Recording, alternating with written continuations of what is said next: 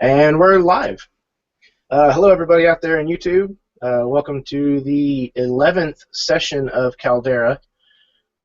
This part is going to be called On the Lamb and For the Slaughter. This is going to be the first part of this particular chapter. Caldera is a Wild West game set in 5th edition Dungeons & Dragons system in a world that I kind of slapped together. And so far, it's been a lot of fun. We've had a lot of characters kind of come and go, but we got a couple, well, no, just one new face tonight. And before we get to introductions, I'll just do a little brief recap.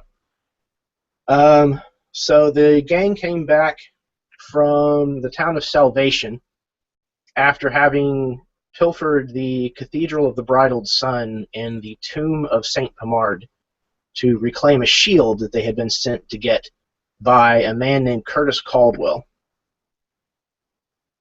And there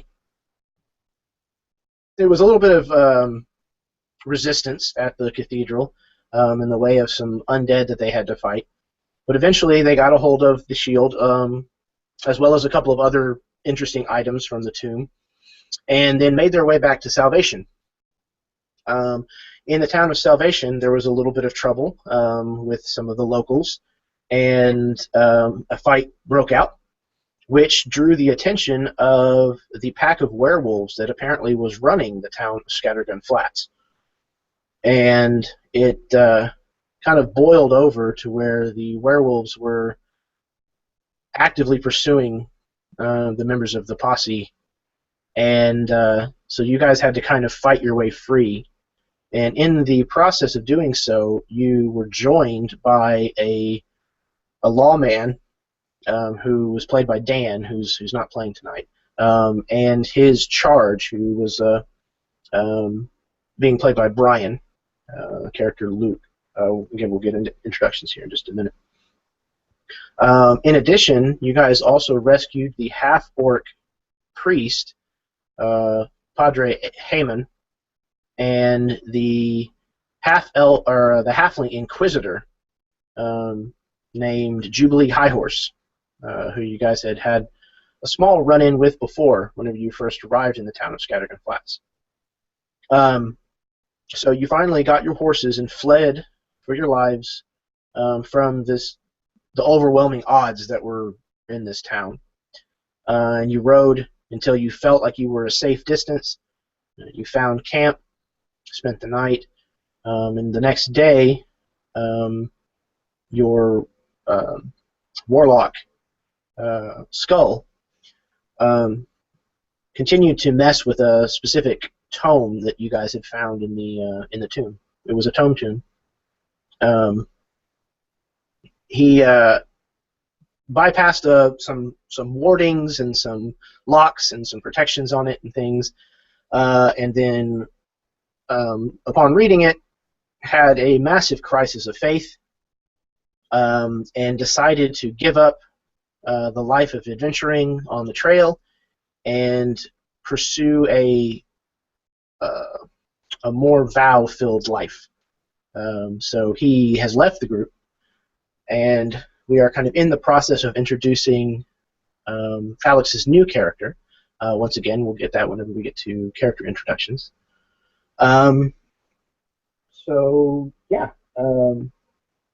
Just as a heads up, we're all adults, and this is an adult game, and there is going to be bad language, and very possibly some mature topics, violence, that kind of stuff. So, this is your warning.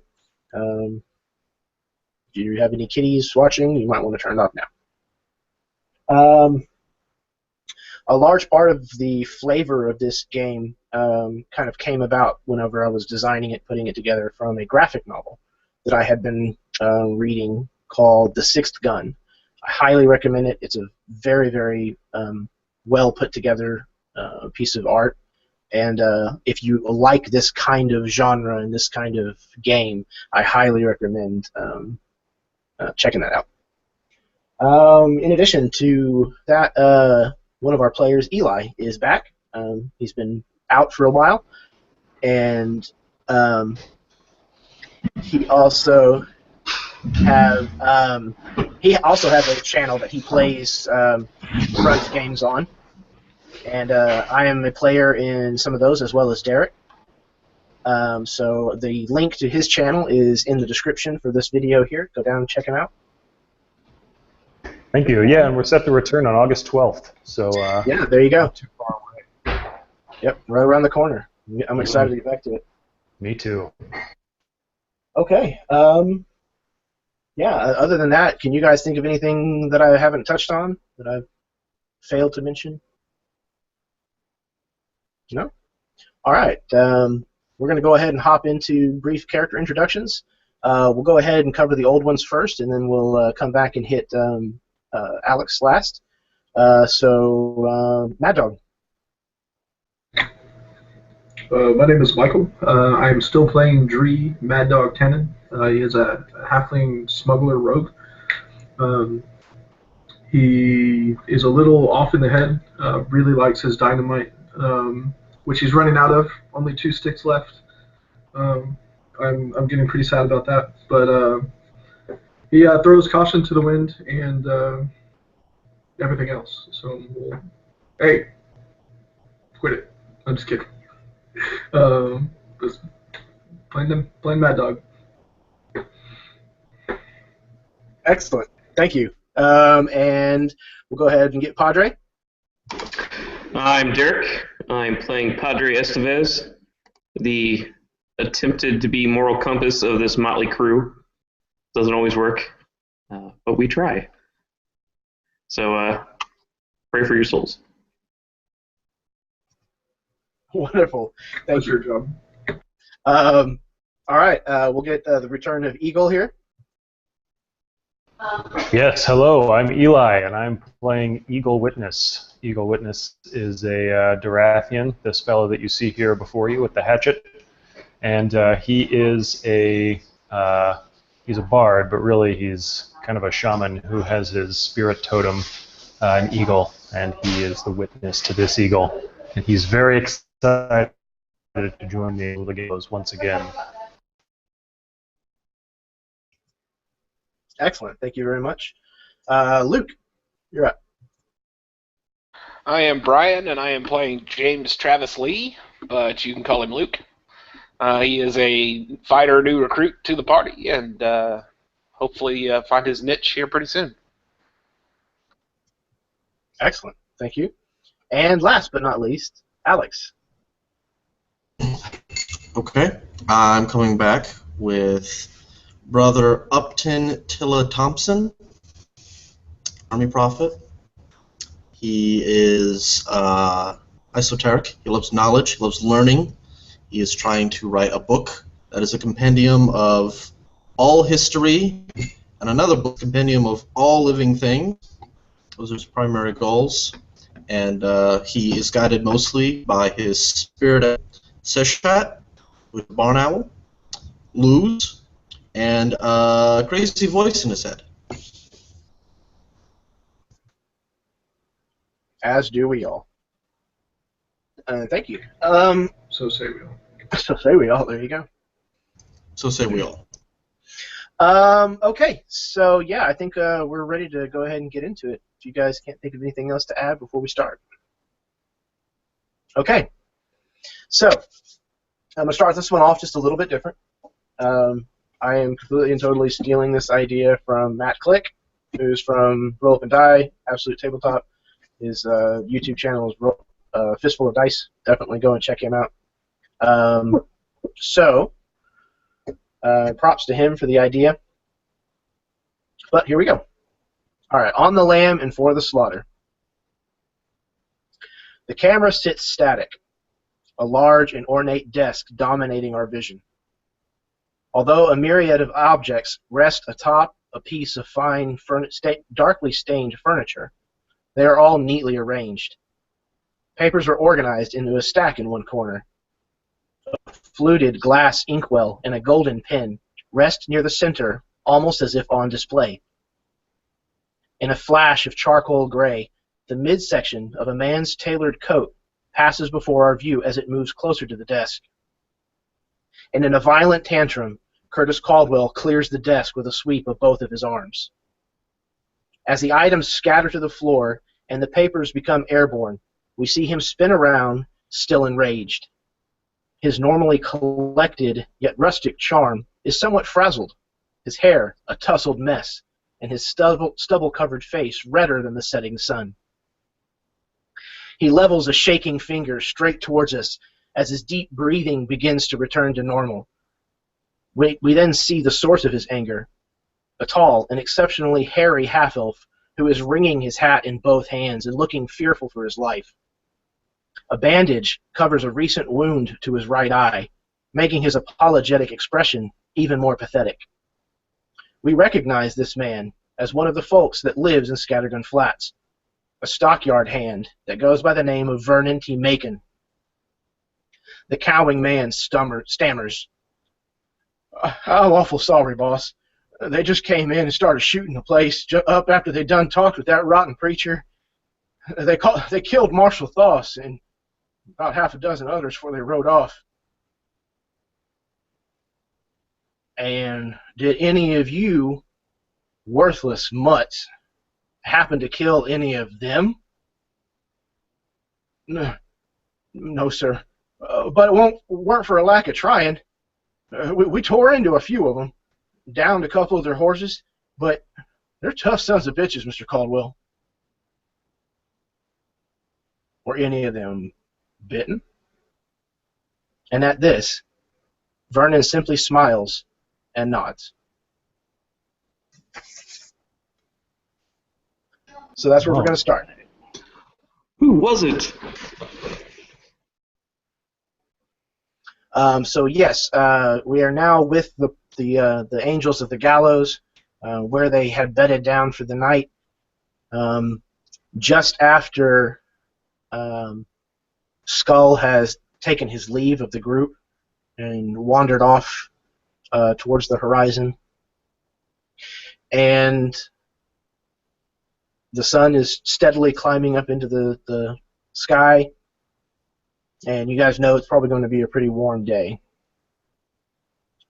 So, what do you guys want to do? Well, I know I'm not at the camp, but who else is not at the camp right now? I'm also not. And so it's just me and you? Yeah, just me and you, buddy. Do you want to say that we find each other outside the camp and like we approach together? Sure. Our spirit guides could have been like, "Yo, what's up?" Other spirit guide. Your spirit guide is an owl, right? Yeah, it's a barn owl specifically. Cool. Well, the eagle can get on board with that, a fellow raptor. So yeah, you see this Durathian wander out of the wasteland, and he is like kind of almost stumbling, and he's kind of like doing this sort of thing, and he looks really thirsty, like his lips are parched. He's just kind of like staring up at the sun, and then he sees you, and he says, "Are you a vision?" I call myself a vision. You are a vision? No, I'm not a vision. Are you a vision? I have been on a vision. Do you have water?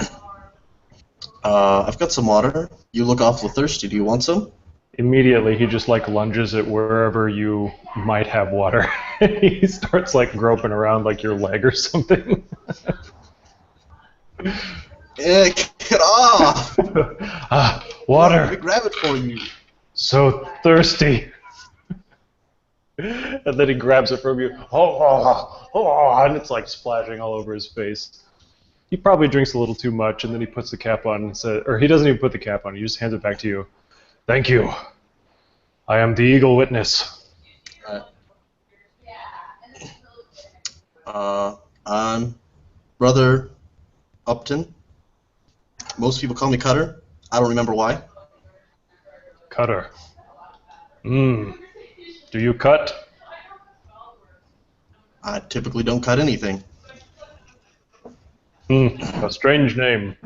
So wait, Jeremy, we wouldn't be able to see each other's spirit guides, would we? No, not typically. Okay. Oh, can spirit guides see each other? Yes, but yes, they can see one another, but they cannot see other mortals. Oh, so like his eagle or his owl would see my eagle, but wouldn't see him. Correct. Cool. And you wouldn't see his owl, but you can see him. Gotcha. Okay. Would our spirit guides recognize each other as spirit guides? Or would they just think like, oh, it's another animal? No, they probably would be able to recognize the difference. Cool. Yeah, then Eagle Witness, he looks up toward the horizon, and he hears like the cry of an eagle, but you obviously don't.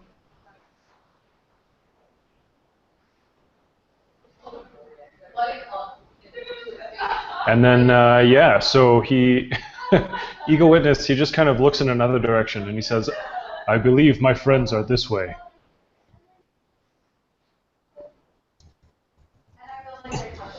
And I believe the shepherd has the staff of the owl. Your vision leads you in that direction. We should travel together. Only you drink all my water. Well, I rummage around, but I don't actually have a water bag or anything like that, so my friends will have water. I know this. Great. I will get some water from them then, I guess. So Hope I don't get thirsty. I'd like to make a survival check to see if I actually pointed myself in the right direction. Yeah. You get the gut feeling that you are on the right track still. Okay. Furthermore, both of you would probably know that not too far north from where you guys are, you're kind of headed in a somewhat northerly direction, that there is a river. Okay. There's a river that flows out of Scattergun Flats and flows down to Tall Shadow, where it joins the major part of the river. So we're a little north of Scattergun Flats then.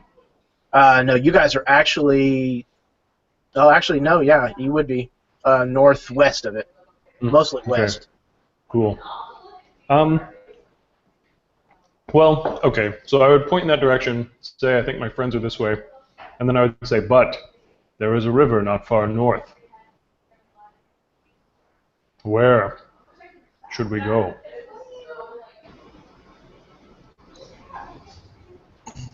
Well, the owl says to go that way. Get there. I don't want the shepherd to leave without me. So Eagle Witness perks up at this. The owl? You have a spirit guide? Of course. And he lifts his hand up, and it's weighted down slightly, and he's like, my beautiful owl, I know you can't see it, but you're going to have to believe me. It's the most beautiful animal in existence. Ah, and your owl approaches you and alights on your arm? I come over and I'm just like fawning over this empty arm being held out in the air.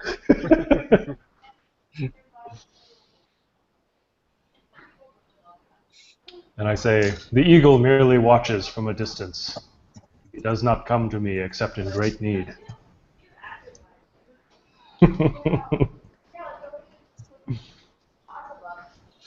I say, oh, well, maybe the eagle is witnessing you, witnessing it, but my owl has a more direct influence on me. I follow it wherever it tells me to go. Immediately I'm like, oh, not so loud, Brother Cutter. Oh, I have had quite a journey.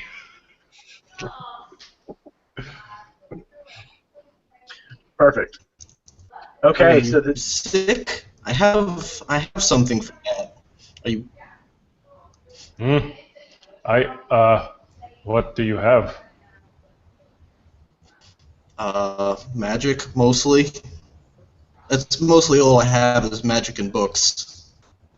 Well, I used to have some water, but I will give you more water, Cutter.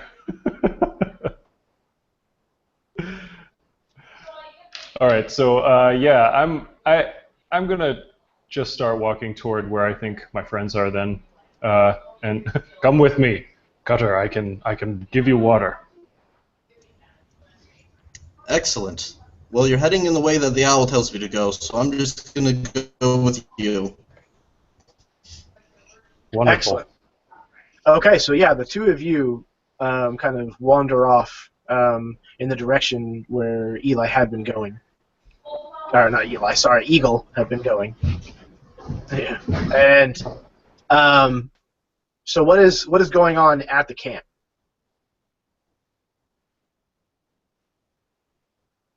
Breakfast. Yeah, well, I guess we'll eat, and the Padre will be talking with Father Heyman and High Horse to find out what really has been going on in Scattergun Flats. Yeah. So Father Heyman, he kind of reiterates some of what you guys had talked about last night before all the trouble had started, that he's fairly certain that the town is run by a pack of werewolves, that most of the people in the key positions are werewolves, and that his best guess is that they all seem to answer to Mr. Caldwell. Have you let the cardinals of our faith know this? No, it's only recently that I have decided that this must be the case.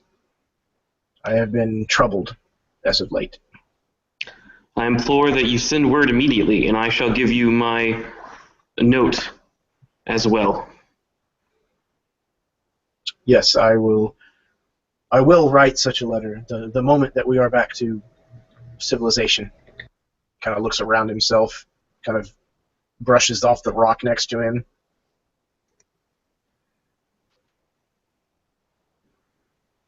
And High Horse, what do you know of the werewolves? She kind of just shakes her head in, disbelief. She said, I wouldn't have believed it if I hadn't seen it myself. She kind of spits on the ground. So I don't even know what to make of it, to tell you the truth. It's the strangest damn thing I've ever seen. What will your organization do about these vile creatures? Oh, hell, I don't know. They'll probably push paperwork around a desk for a while and then decide to do something about it, maybe. Are you willing to get your hands dirty? She kind of sits back and raises an eyebrow. She says, "What are you getting at, Padre?" These creatures cannot be left. We must cleanse them of Luz's planet. She says, "Look, I'm all for getting rid of some hairy werewolf sons of bitches, but they kicked my ass, and I'm not in any big hurry to get my ass kicked again. I know that you guys seem to think that that's a fun pastime and all, but it's not really my favorite thing to do." Will you give us your official seal to act on your behalf? Hell yes, go in there and shoot as many of them as you want to. To do that, we need to make sure that we are abiding by your laws. Can you approve of everything we have right now? Approve of everything you have? What are you talking about? I thought you were talking about shooting people. Well, that is true. And I am a priest of Luz, and I can control Luz's power. Are you okay with that? Oh, you're talking about... Oh, I see. Okay. Well, I mean, I've seen Luz help people out before, so I suppose that's okay, yeah. Okay. Now, are you going to be okay with Mad Dog? I don't know if I'm ever going to be okay with Mad Dog. He scoots a little closer to High Horse. You need to put him on a leash, maybe even castrate him. The castrating's not going to happen, but if you want to put me on a leash, you can. That's not what it sounded like last night. You are a sick halfling. And you, I don't know you from Job. She points to Luke and shakes her hands. And Joe. Padre turns. I turn to Luke as well and say, actually, I don't either.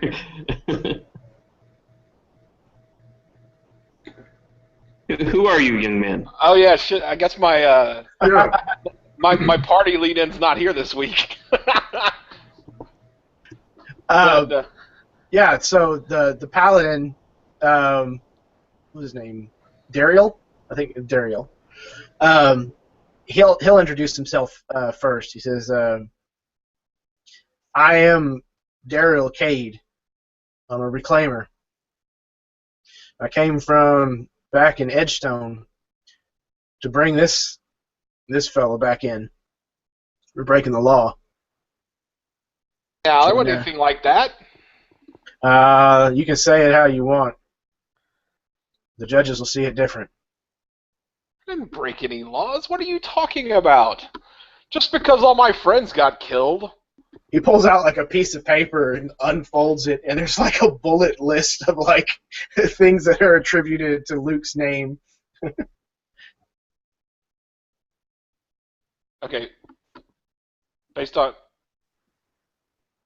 I'm confused then. It's like, the only thing that he came after me for was for deserting, but... Oh, okay. Well, then that's fine. Yeah, it just says desertion on it. Yeah, but it was Attributed. the rest of my crew got, or the rest of my platoon got killed while I was out scouting. Right, And right. Okay. I just was slowly making my way back, but right. and so like Not Luke's fast not enough. Luke's not a criminal. Right. Okay. That was my bad. So yeah, it says desertion of the army of the integrated realms. It's like, I didn't desert. I just hadn't made it back yet. This is a big place. Right. That's why you were headed south whenever I found you. South, north. Who can tell them this? I don't have a map. Mm-hmm. I kind of push the map back in my pack a little bit. Well, the Padre turns to him and said, we could use a soldier's help in cleansing this town.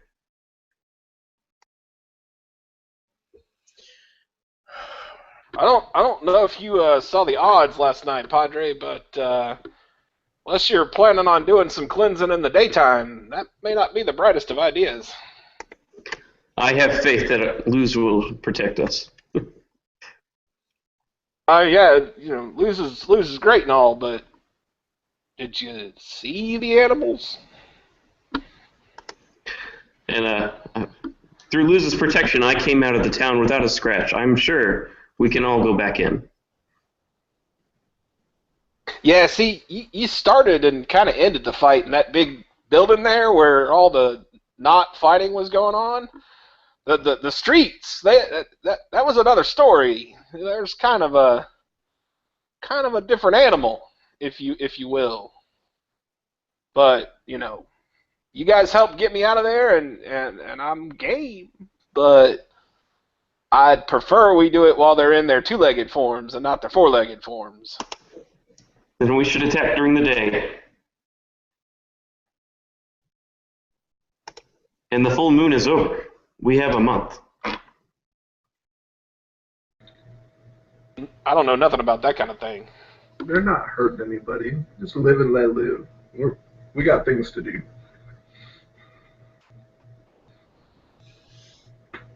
Okay. I mean, the Padre will brood at that. he wants it cleansed. Rightfully so. Okay. So yeah, you guys are kind of a split mind at the moment. And as you discuss it over which is probably sausages or something, horse, probably stewed or grilled in a pan, and maybe some bread and butter or something to go with it. Maybe a little bit of coffee. And all of a sudden, Father Heyman, who's kind of been keeping an eye out, you guys have been kind of rotating watch, He's been kind of perched up on a rock in a shady spot where it kind of gave him a little bit of a viewpoint from anybody to be approaching. He calls out that there's that 2 men are coming on foot.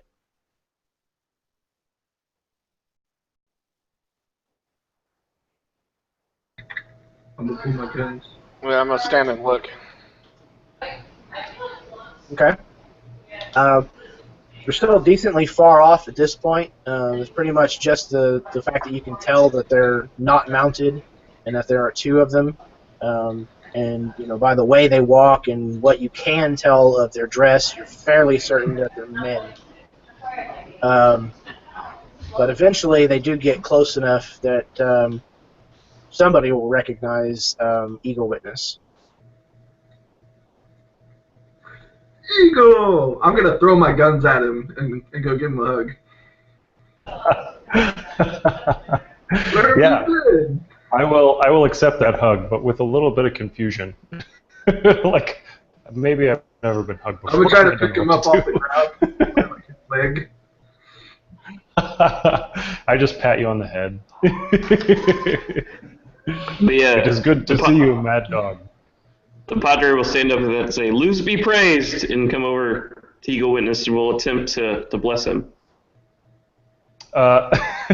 So I imagine you come and try to lay hands on me, and when you do, Eagle Witness just puts your slaps your hands away and holds them, and is like, "Luz, Father, I have received a vision. I know what we must do."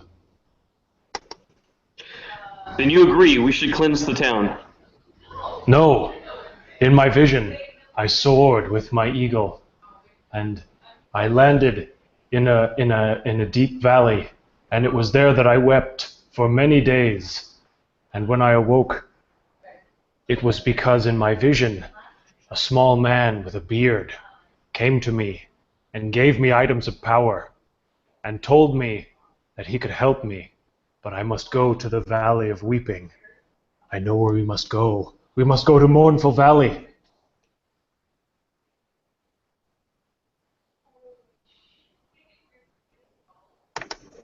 That's not what I was hoping you were going to say. What has happened to you? We had difficulties last night. Difficulties? The town of Scattergun Flats has been overrun by vile creatures of the night. Oh. What kind of creature? Ones that howl at the moon. And I assume werewolves are common enough that I might be able to recognize that. Most Durathians have probably at least heard the myths. Sure. Well, and actually, I was looking at it, and I'm in Kyohei territory right now, and I was raised by the Kyohei, so it might even be something I might be familiar with something like that around Scattergun Flats, even. Yeah. So there's actually a legend from your people that talks about this specific hill. From back before Scattergun Flats was even an established town. And it's kind of been widely known by your people for a long time that there's just bad juju up here. And things about dark, spiritual magic that can possess people and lets their spirit guide take over their body. And it's not usually a good thing. It usually leads to madness and raw bestial versions of their spirit guides. Okay, yeah. Then whenever Padre Estevez mentions this ancient evil this evil thing of the night that howls at the moon, I just look off in the direction of Scattergun Flats and I say, "I know this evil, Luz, Father. And this new magic that I have seen, I know it will help us." Then we should go get it. Very well. I believe we must go to the town of Mournful Valley.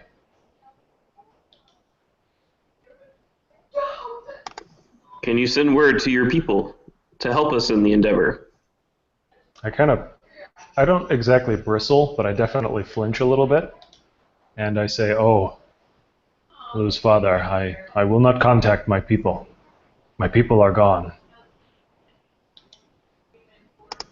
I'm sorry, my son. And again, I will try to bless you. Again, I just move your hands away very slowly, and I put them down, and I like hold them there for a second, and then I move away. What'd you have, Mike? What'd you say? I just called him out on being disrespectful. Oh, there you go. Me? Yeah. Yeah. He's trying to convert Eagle Witness. He doesn't care. No, about like his cry being dead. That's a good point.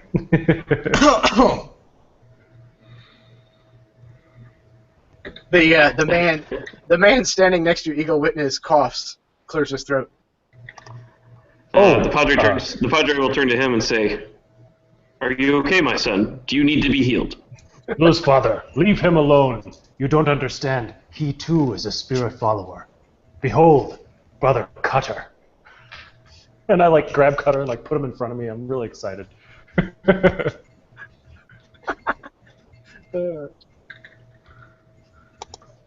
And I ask him, "Have you been saved by the light of Luz?" I say, Eagle Witness, you do realize by being named I didn't catch that. You cut out. What did you say? that I both being called Brother Cutter. While I do have a spirit guide, I also worship Luz. I do both. Oh, It's both. you can do both? You can At this, the Padre perks up and is feeling better now. I am totally bewildered. I didn't know I couldn't so do that. sometimes my owl says to go do this, and Luz says to go do that. I always listen to my owl. But if they agree, then, I do what Luz says. I suppose that is acceptable. But strange, very strange. Well, there is wisdom in listening to things wiser than you. Luz is both wiser than me, and Seshat is wiser than me, so I listen to them both. Eagle Witness is skeptical. But, you do you.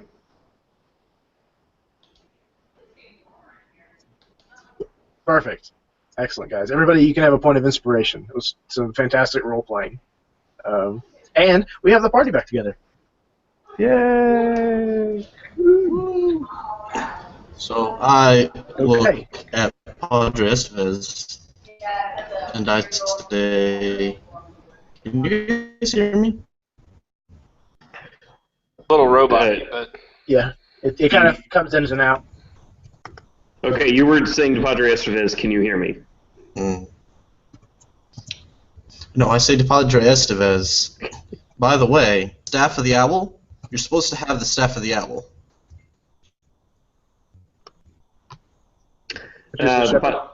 Padre. I stare at the man blankly. I have no staff, my son. You do, actually. If you have the stuff that was left by Skull. Oh, okay. So there's a staff out of it? Mm-hmm. Yeah, you've never seen it. You've never seen it before, but it is it's a staff that has a carved owl in the top of it. Okay, well then I'll say, wait a minute, my son, and I'll go back to where I'd left stuff by the fire, and I come back with a small pouch and a staff, I guess, and I show it to him and say, is this what you were referring to, my son? I said, great, that proves that you are the shepherd, and I take the staff from him. I freely give it. Excellent. And I'm just happy to be holding the staff, just happy as a clam.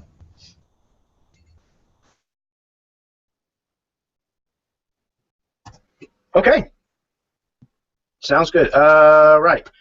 So now it's just the small issue of making the decision of where you guys are all headed. Well, the Padre will talk with Father Heyman and ask him if he's going to come with us. Well, I certainly don't feel safe going back to the Scattergun. Well, if you go to another town, you can send word to the faith to send help to cleanse. Maybe we should make our way to Tall Shadow. The train runs through there. The AA Western. We could catch it. If you're meaning to head on to Mournful Valley, that'd be one way you could get there.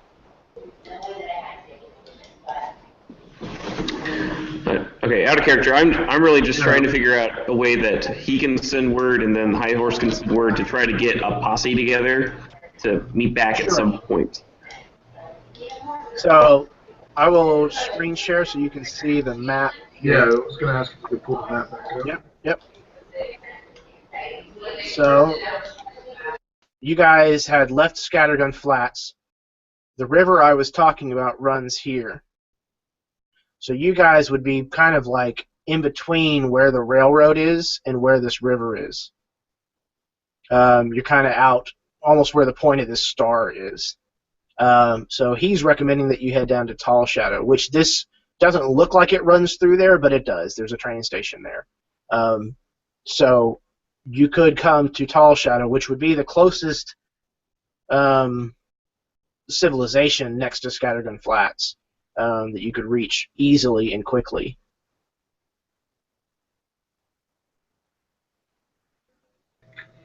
Well, we had a plan to go counterclockwise on the trains.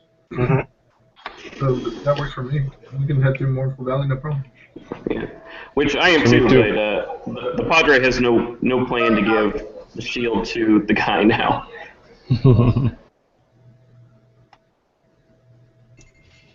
If I had any idea what you guys were talking about, I'd be totally against it. We have a contract with this man. Like, we have to fulfill like our agreement. That's how we get paid. Well, I mean, that was totally out of character. Like, the Padre's not discussing that. He's just going to ensure that we don't give it to anyone. That was Mad Dog. Contract.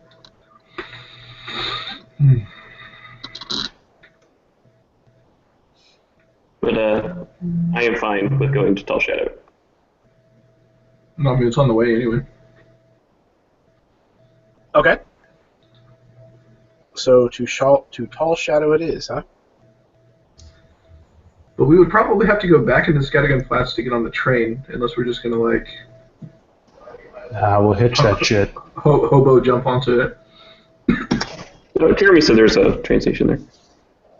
Yeah, there's a train station in Tall Shadow, so you could ride your horses to Tall Shadow, and then pick up the train there if you wanted to, or you could attempt to hop on it as it heads, east out of Scattergun Flats towards Tall Shadow. But I mean, again, you can certainly go back to Scattergun Flats if you'd like, but you're fairly certain that there's not going to be a very warm reception waiting for you there. Oh, we shouldn't lose the horses by jumping on the trains. You would have to, yeah. Yeah, I know. So let's just ride the Tall Shadow. Okay. I don't hear anybody else having any kind of issues with that, so that's what it sounds like the plan might be. Excellent. Let's go. All right. So you guys turn your horses. Let's go. You guys turn your horses eastward. Nope, westward even. And then start riding across the mesa. And looking for a way to head down to Tall Shadow, which is kind of at the base of the mesa. Okay. Is there anything that anybody would like to disclose about their character, what has happened either recently or something in their past? Some kind of internal monologue even would be fine. As we kind of montage the travel. I'm looking something up real quick to confirm. Give me just 1 second, but yes. Well, Eagle Witness, he actually has some really fond memories of jumping on this train. He doesn't do it because we decided to go to the town and do it, whatever. But the whole time he's just like riding along and looking over at those tracks, like that's how I get on the train every time, and we're not doing it. But whatever.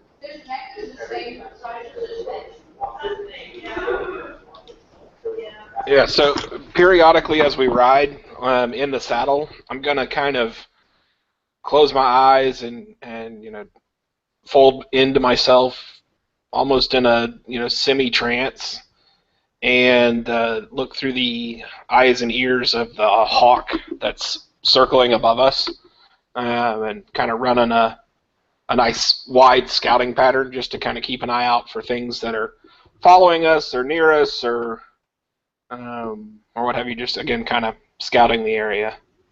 I won't necessarily bring anyone's attention to it unless someone asks, but like probably every 15 minutes or so I'll spend 5 minutes just stooped in my saddle.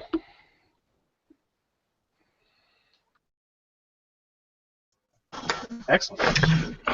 The Padre will be riding next to Father Heyman and High Horse, trying to convince them to send word to their respective organizations to send backup. And he's going to do that until they either acquiesce or ride away from him. Okay. They definitely seem intent on getting out of the boonies, so to speak. They don't seem to be okay with the idea of you guys leaving them behind in the middle of the wilderness. So they're definitely keeping pace with you as best they can. How long of a journey is it from where we are to Tall Shadow? Like a few days, at least? Hold please. I'll tell you.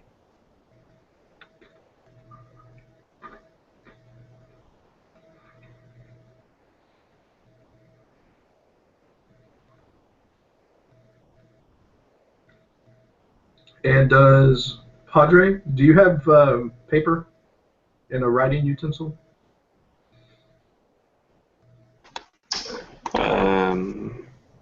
I have so much paper and so much writing utensils. I don't. I do not. I mean, I have prayer books. When I asked Padre and Cutter overhears, can I borrow some writing utensils and some paper? Yes, I give you a roll of paper and a quill and a small bottle of ink. And I say, sure, here you go. I'll look at the quill and the ink and hand that back, and I'll just go grab like a cold rock or something, or like from my tinderbox, and I'll write with that. I don't know how to use that. And I'm going to start crafting a letter to my criminal contact, Okay.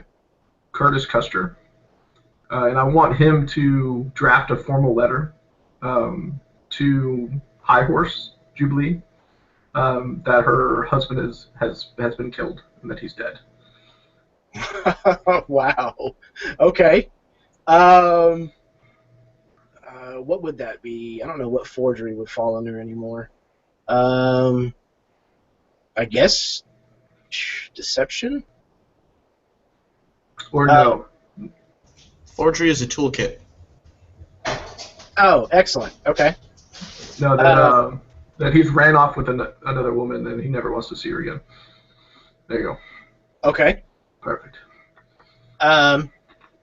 So you can go ahead and roll a d20 for him. We'll say he's got a +4. I rolled a 2. Can I use inspiration for him? Yeah, if you want to, that's fine. A 10. Okay. Jot that down somewhere for me. We'll probably revisit that in a minute here. So okay. you said it was a +2? He would have a +4 total. +4. Okay, so 14.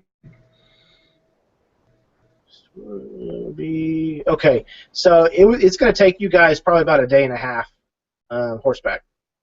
Actually, probably closer to just over a day, because you guys are going to be heading downhill most of the time, so it would be you'd be able to move at a pretty decent pace. As far as if Alex missed anything, people were going into potential stories about where they came from, things they may have learned, just because as we're kind of montaging travel. Can you give us the county map real quick? I'll share a story. I just need to see the county map. I can share a story too. Looks like I'm not lagging anymore. I could share a story too, but what are the criteria? Just something about where we came from, how we were raised, something like that? Trail stories. Trail stories. Yeah, basically it can be whatever. It's just, do you have something to add to the current narrative?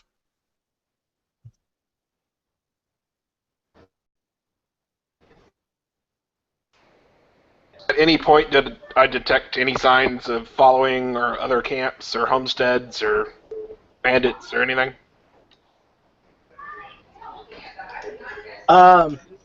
There's some things that are kind of moving about here and there, but with how high he flies and just doing kind of a cursory thing, it's kind of, for the most part, it just looks like wildlife just moving about here and there. You don't see any other settlements. You can see that the train is probably about 3 or 4 hours, you're guessing, from getting to the point where it's going to pass you up.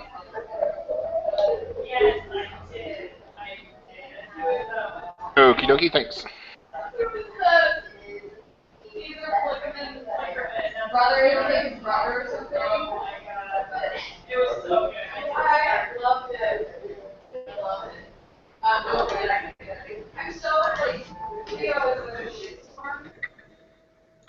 What I'm going to say will probably come up on the train ride, not what we're doing right now.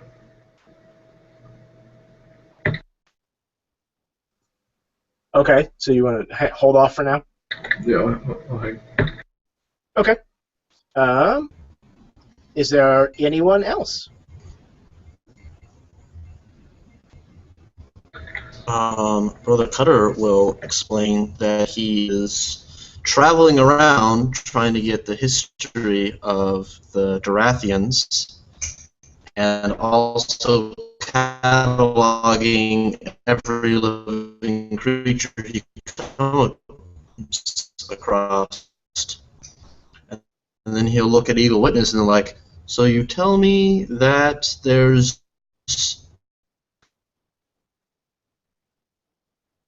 I didn't catch that last word.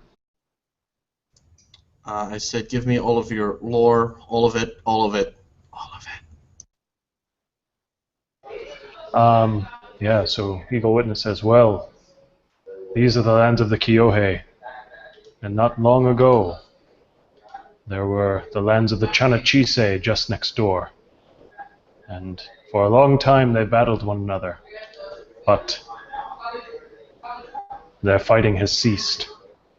They have a tenuous peace because the Chanachise and the Shando far beyond here are at war now, and they cannot fight two battles at once. And many lives have been lost and changed forever between these battles of these three tribes.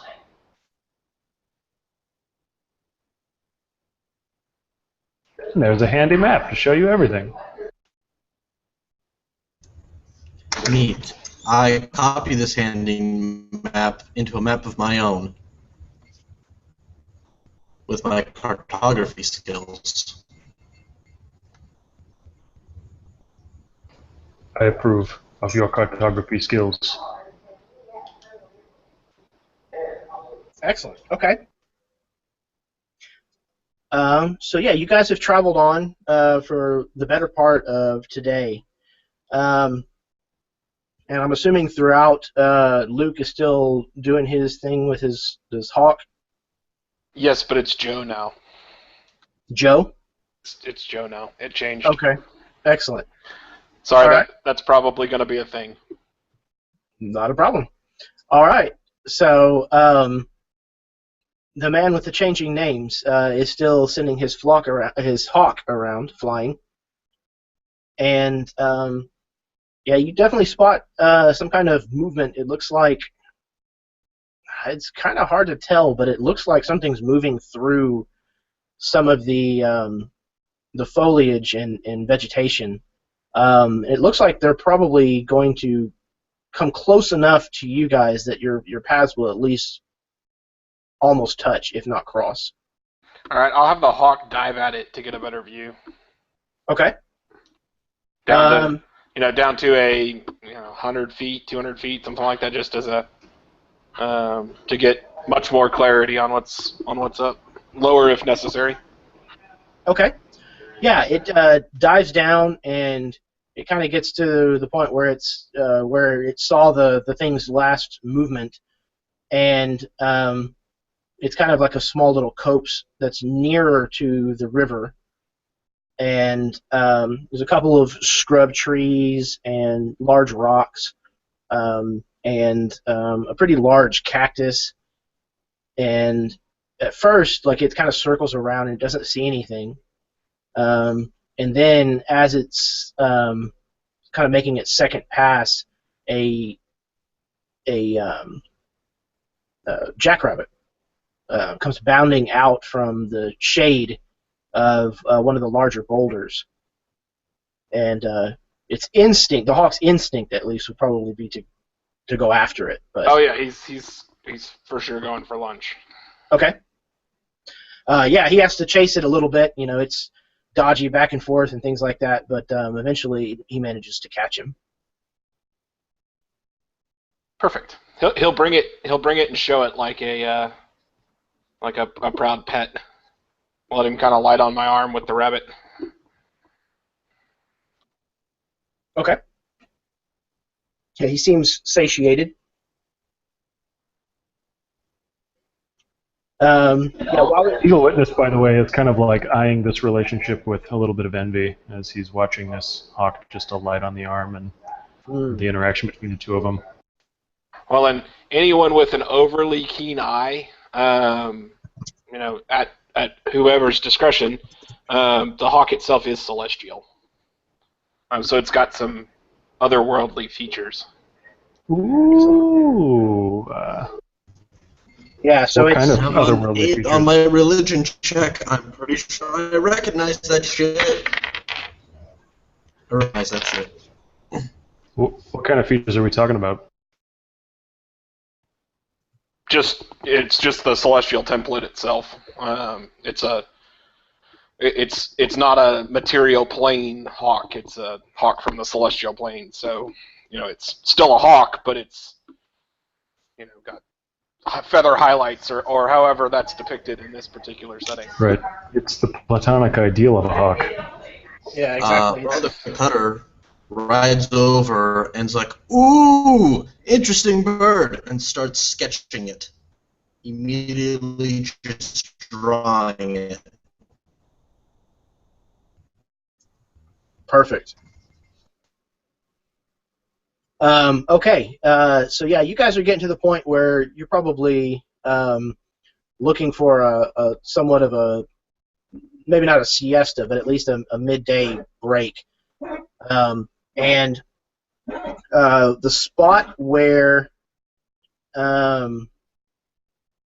Joe's hawk kind of circled and found the rabbit hiding, there was, a part of the river that bent kind of near it. So there was a collection of water that was accessible there from a decently shady spot.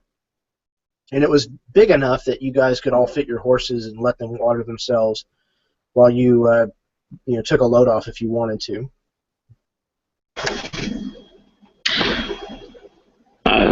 I'll dismount when we get there and hobble my horse so it doesn't walk away.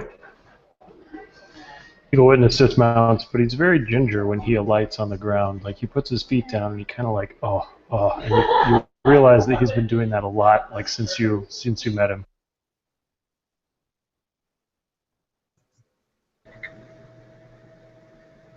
Mad Dog's gonna ride his horse into the river. All right. And then I'll get off in the water. Yeah. The water is cool and refreshing. Like I said, it's a hot day, Yeah. especially now that it's midday and the sun's pretty much at its pinnacle. I'm gonna dive off the saddle. Excellent. Okay, there go those 2 sticks of dynamite. Oh, No, I'm kidding. They're in the saddlebags right now. I'm not worried about it. I don't usually mess with people's gear like that. Not a big deal. The Padre will look at Mad Dog's antics and kind of frown disapprovingly because he has gotten all the sediment riled up in the river. So he will go upstream a little bit to get water to drink. I'm gonna trudge over there, slash him. Joe will definitely not ride his. Go ahead. I was gonna say Joe will definitely not ride his horse in, but after he has dismounted and put pistols on a holster or what have you, he'll follow suit and cool off. And Eagle Witness, in contrast to Padre Estevez, looks at Mad Dog dive off, and he kind of like puts his hand on his hips and he goes, and then he walks toward the river and jumps in himself.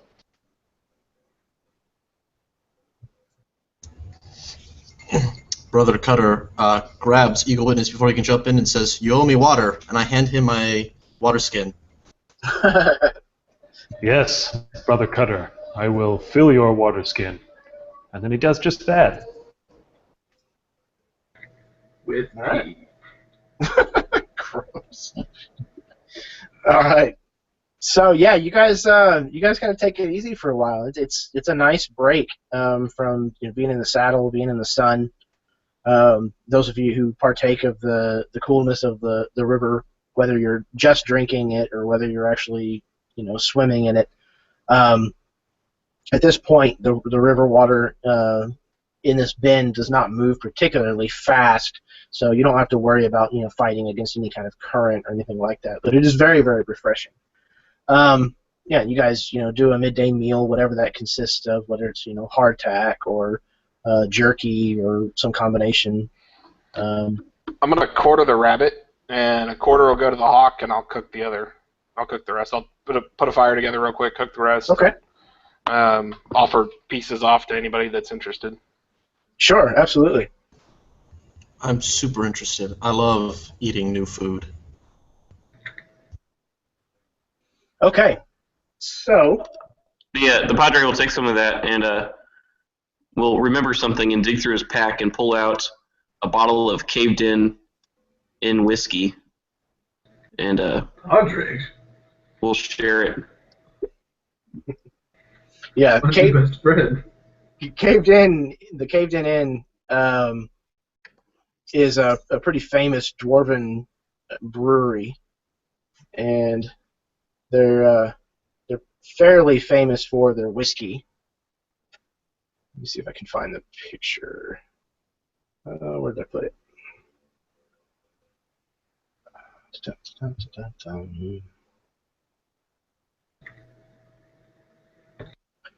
I'll also pull out a box of cigars and offer them around.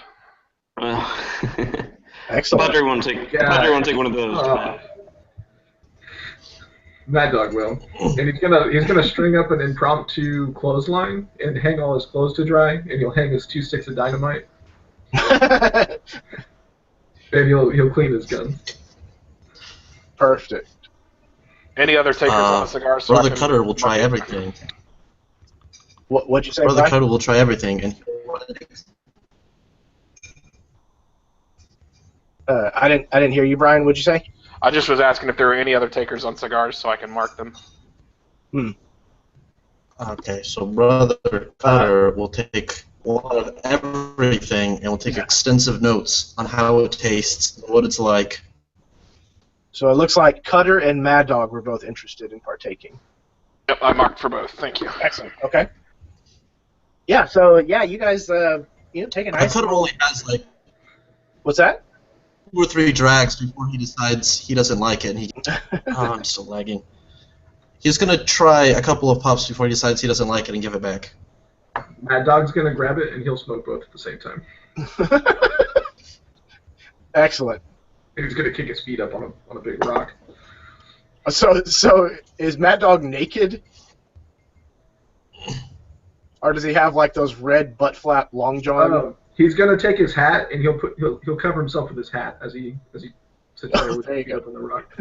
So he's decent at least. He's trying to get lucky because that's a lucky hat. Hi-oh! And he probably remarks that something about that being the closest a goblin will ever get. How does Jubilee respond?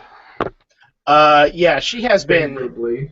she has been hardcore avoiding her gaze falling that direction. Ever since he jumped in the water, she's kind of just rolled her eyes and tried to find something else to busy herself with. He keeps catching her peeking, though. He thinks, at least. Okay. So, go ahead. Go ahead, Alex. When they sit down to camp, Cutter's gonna finally start his bag, and he's gonna pull out some things that he doesn't really want to have on his person. He pulls out 3 pistols, and like, who wants these? I don't want guns. I don't like guns. I don't want them. Mad Dog will immediately stand up, put his hat back on, and go take them. There's all this ammunition. I don't want this. There's 90 rounds of pistol bullets. I don't want this garbage. Get here. Take this. There's 4 sticks of dynamite. I don't want that. Dynamite's dangerous. Here you go. Taking all that. It's like Christmas. There's a gun. Cigars.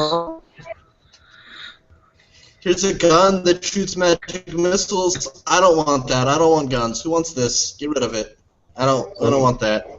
You could shoot them at the darkness. Shoot other stuff in darkness. It's fine. Love you, Eli. And then here's. But I said I had gray eyes. I want to have gray eyes.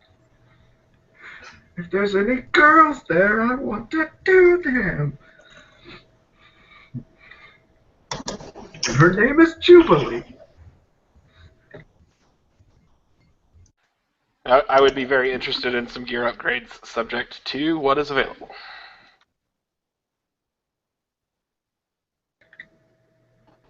Alexander, did you mention that Dreamcatcher, or was that one of the things you wanted to keep for yourself? It would make sense for your character.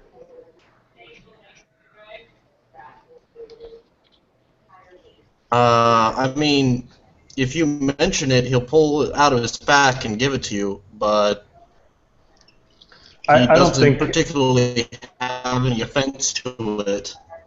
Gotcha. Yeah, I don't think Eagle Witness is aware of it, but I do like the look of that wicked skinning knife. Is that the one that's like, it's translucent, or it looks like it's opalized or something? No, it's just when we killed somebody, they had a particularly nasty-looking bow on it, but Cutter doesn't want that stuff. Also, I'm pretty sure you do know about the wand of making people forget shit, because you were there, weren't you? Yeah, but I mean, Eagle Witness has slept since then. He probably doesn't remember it. If you want it, just say you want it, and I'll give it to you. Fine, I want it. It's yours, my friend, as long as you have enough rupees. What are you buying? That's a good point, Brian. What about Soul Shackler? I think Alex ended up with that, didn't you? If I did, he also doesn't want that. It's not on my list of items, but he doesn't want it. Yeah, I think it was gonna be shifted. Yeah, it was gonna be shifted to me, but we never did that in game. So it should still be on the list of in Alex or in Skull's bag. I don't remember if anybody else had Well, picked it out. it's not, but you can have it. He gives it to you. He doesn't want it. He doesn't like it. It looks scary. I will take Telmedin if no one else wants it. Is anyone wielding shotgun / what is arcane focus shotgun? The arcane focus shotgun is a shotgun with an arcane focus built into it. Got it. So it's just so a standard that shotgun. it can be used to cast arcane spells out of. Got it. I will take your shotgun slugs. You don't want the buckshot? Well, I guess I'll take that, but so I have a shotgun. I wouldn't mind a few rounds. I've got 8 total on me. Oh, okay. You mean I don't need any, so you can have them all. I don't need all of them by any stretch of the imagination. Just a couple here and there, just to. I mean, on my sheet it says I have 106 shotgun shells. So. Oh, okay. Well, then yeah, I'm gonna take them all. That's all I'm carrying with me. But did anyone else want Telmedin? No, Doesn't sound like it. Okay, I will take Telmedin. And this, you don't want the scrolls, Alex? What is Talmud? He doesn't want the scrolls. The only scroll he wanted, he read the spell, the alarm spell off of it, copied into his ritual book, and now he doesn't want it. Ooh. There's the bandolier.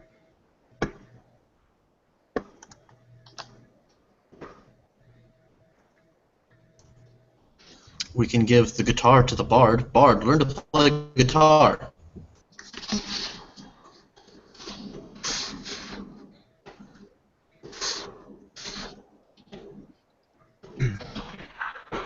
Okay. So, you guys are kind of hanging out, drinking, smoking, having a good time. And then I'm going to need Padre Estevez and Joe to make dexterity saving throws at disadvantage, please.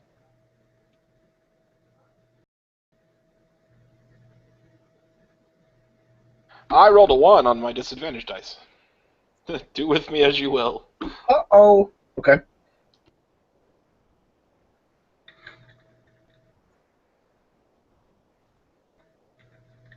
I got an 11.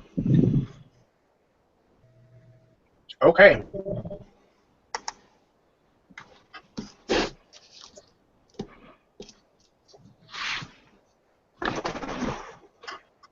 Okay.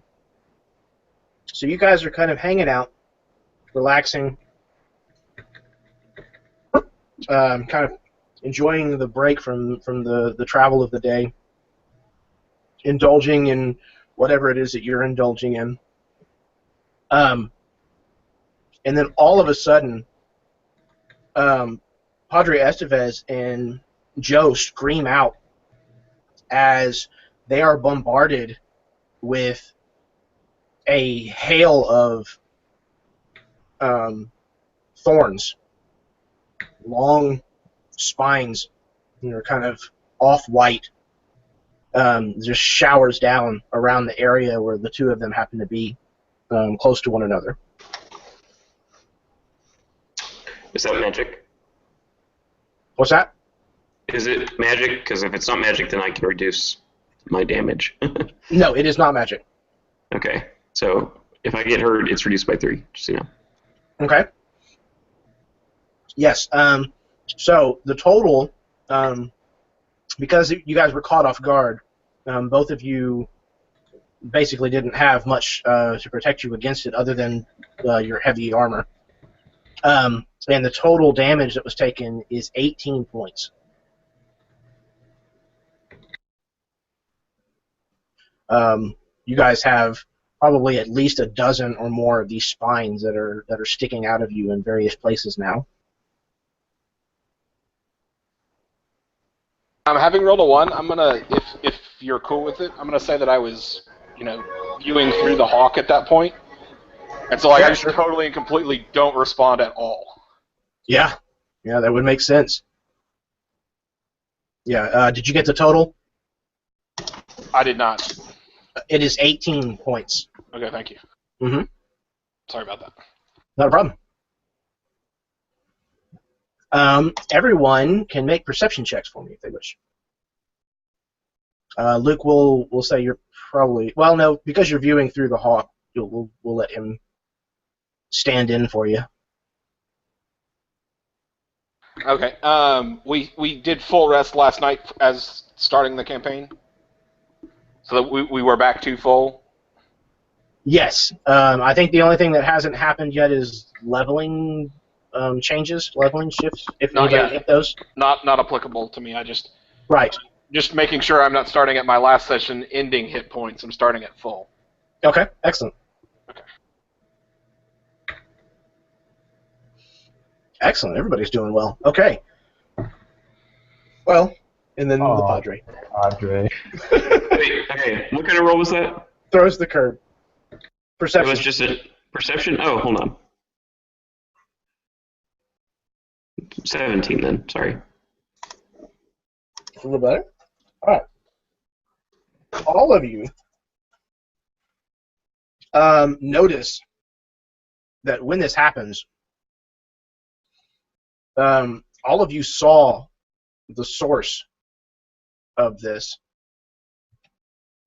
and it kind of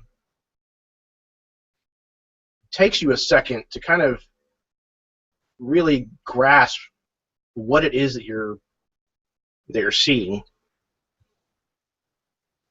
But effectively,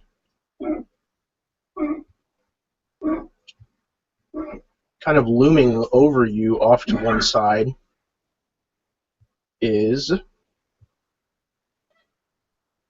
that. Oh, man! Nice, Jeremy. My vision quest isn't over.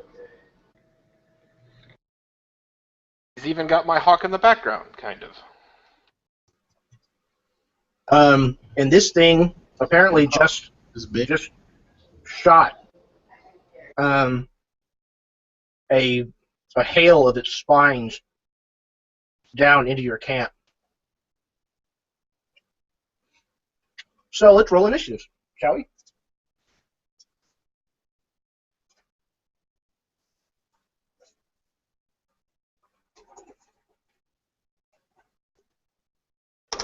I can use inspiration on rolling initiative, correct? I think so. That's fine. Okay, because I just rolled a 1. And I rolled a 2 that time. I also rolled a 1.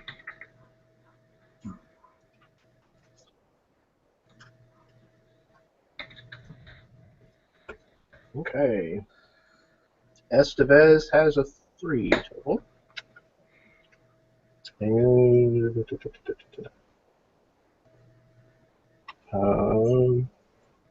Joe has a 4. Cutter has a 12.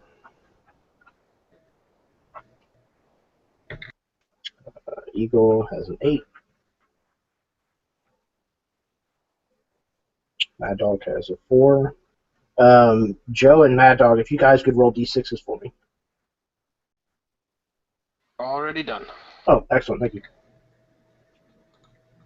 I got a 2. Alrighty. Okay. Alright, so all that goes down. Needless to say, I would imagine that you guys are a little more than just a tiny bit surprised. As far as understanding what it is, Cutter made a knowledge nature check, or just a nature check. You've heard of treants before, but they're typically trees, for one, and usually in the forests that are to the north of the Caldera, a lot more prevalent where the elves live. But this appears to be a treant. It's just a cactus treant, for lack of a better description. Okay, and first up we have Cutter. Cutter pulls out his book, moves a bit to the side, and starts drawing it. Okay, perfect. Okay. Eagle, you're up. Are you serious? I only got an 8 on my initiative. Did you see the rest of the numbers? I guess. Well, it rains applause. Okay, well. Eight was the high roller. So Eagle Witness is going to look at this gigantic cactus monster and say, the peyote! And then all of a sudden, Natiquila is in his hand, is his hatchet, or his tomahawk, and his drum shield is in his other hand. And he's going to go, ay, ay, ay, ay, and he beats the drum. And the drum, like, resounds this, right? But he starts vibrating too. And I'm going to activate the displacement ability on that. So, specifically for you, what does that mean? Incoming attacks have disadvantage for 3 rounds. And the effect is disrupted if an attack lands. Okay, excellent. And then that was me casting a spell. Can I attack it as well? If you cast a spell, no. Okay, that's what I thought. But you how far away activated is your item, right? I did, yeah. Do you get you're not at the point where you get like a bonus attacks or anything like that? No, 'cause you're a bard. I don't So think so. I don't think you have anything else that you could do. Okay, then how far away is it? It's pretty close. I would say it's probably 20 feet away from the closest of you. Oh, perfect. Yeah. Then if there's like a rock or something that I don't need to stand behind anything. I've got displacement, so I'm just gonna like stand in front of it bravely, ready to face off. Okay. So yeah, this thing is probably about 12 to 15 feet tall. Now that it's kind of standing all the way up, it's got quite a bit of vertical height at the top of its anatomy because of the stalks or whatever that extend off of its head, which is where a lot of its height comes from. But this is a very large, well, I guess you'd call it a creature, whatever it is. Okay, it is actually its turn. So we'll see who is the closest to it here. Okay. All right, Mad Dog. Apparently it's you. It comes up to you, and go ahead. Sorry. My AC is down to 14 at the moment. Oh yeah, you're naked. Just FYI. You're naked and fighting a cactus monster. Yeah, not happy about it. Good luck, dude. Good news! Okay. It is going to take its 2 slam attacks versus you. The first one is a hit. Oh, man. He has disadvantage, BT, by the way. What is that from again? From Eagle Witness. The spell he just cast. That's only for like if he's attacking me. Yeah. Oh, no! Thought it was for everybody. No, because his drum displaces his image. Okay. The first one definitely hit. You said it was a 14? Yeah, because I'm just my dex right now. Yeah. So the second one. Naked. Yeah, the second one missed you, but not by much at all. Like it probably, they may have actually the thorns on it may have actually brushed against you, kind of close. Oh, he combed my hair. Okay. Okay, you take 12 points of damage. It counts as both bludgeoning and piercing, if that matters. Nope. Okay.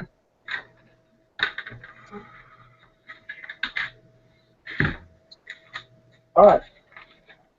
So yeah, he slams down and hits you in your leg, and he hits you with one of those essentially what looks kind of like a finger on the end of his multiple hands there, and it just lays across your upper thigh, and actually puts a spine right through the brim of your lucky hat and into your leg. But luckily, you managed to already kind of be moving a little bit, and you roll out of the way of the second one as it kind of thuds down on the dirt. So it kind of makes like a weird, like, gurgling noise almost, kind of like Mad Dog, it's your turn. As a cunning action, I'm going to disengage. Okay. And I'm going to run and grab my poncho off the clothesline. Okay. And I'm going to cram it on. I'll take my hat off, cram it on over my head, put my hat back on as it wafts through the breeze. Mm-hmm. And then I'm going to try to... then I'll grab one of the guns that I finished cleaning and slap a bandolier around myself. Okay. So yeah, you do all of that, and you kind of turn back towards where the conflict is, and there's a soft little kind of on the wind. All right, Joe. All right, I am going to draw my bladed shotgun. I am going to rush forward. As I do, I am going to use a bonus action to burn Second Wind to regain some hit points. And then I am going to, as I run up to the creature, I'm going to get to the end of it and roll to come up low. And I'm going to attempt to stab directly up into, just above the groin / gut area with the blade. Yeah. And then, let me make that attack first. That attack is a 18. Yes, that absolutely hits. Okay, and then once it's skewered in, I'm going to pull the trigger, or I'm going to burn action surge to gain a second action so that I can take a second attack, and I'm going to pull the trigger. Okay. And utilize the shotgun. And the DC on that will be 17.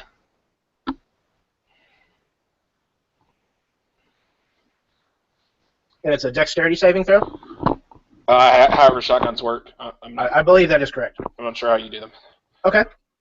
Yeah, I rolled at disadvantage, and he rolled really high, but luckily his dexterity is not very good, so he failed. Which makes sense, because, it would be really hard to dodge that kind of thing. However, with the stab that you made to make the contact, you actually take 4 points of piercing damage. Okie dokie. From being close to the spiny limbs of this guy that are swinging and moving around. Yeah, not a problem.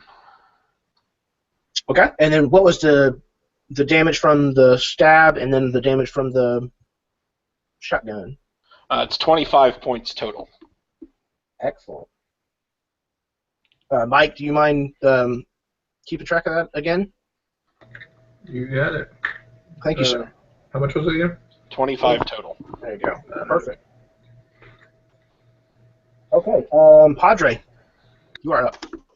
The Padre will run forward to get in between his naked comrade and the creature. And as he does, he will yell out, "Lose light! Shine down upon us!" And a light comes down over the Padre. It's actually a healing light, and it heals him. Hold on. Ooh. Heals him. I can read this.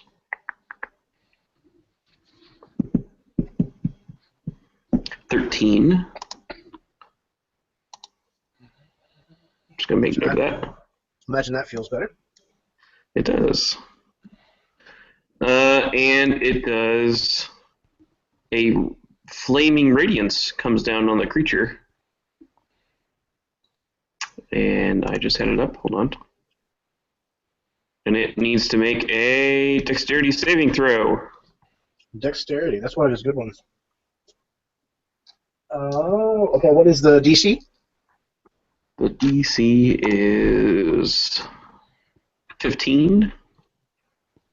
Okay. He actually passed that. He got a 15 total.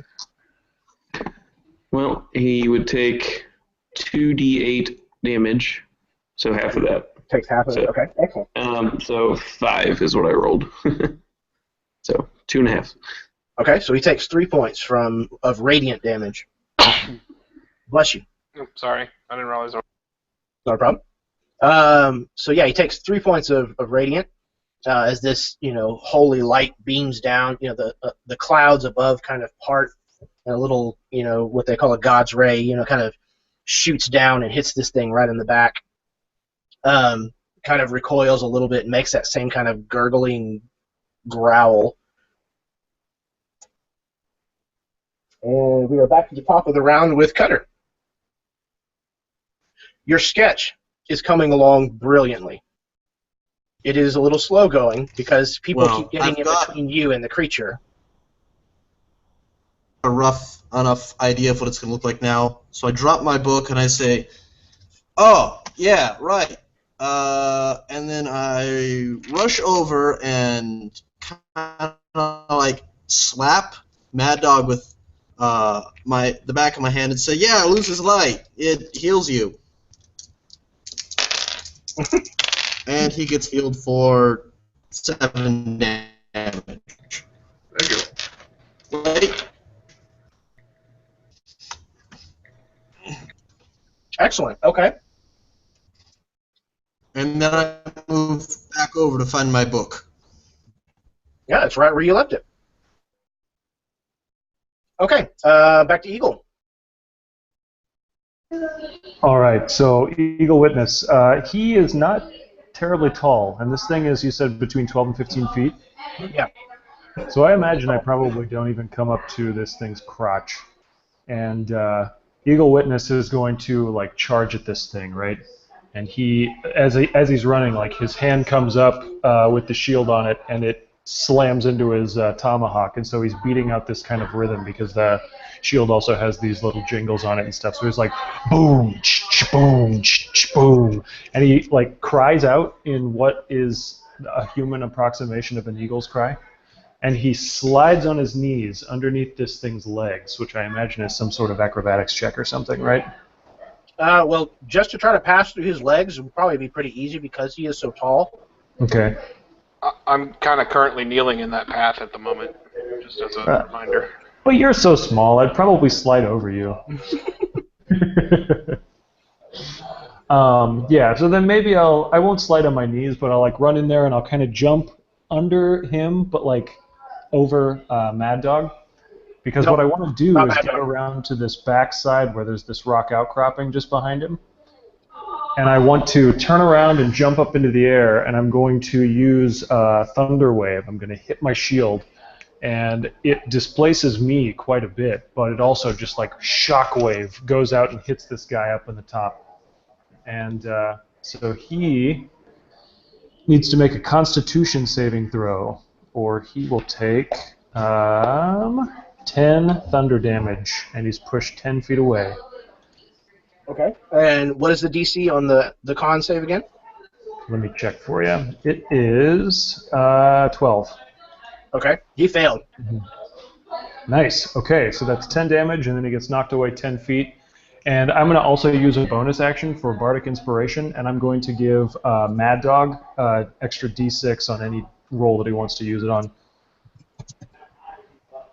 Okay. Because he's just so damn awesome. Okay.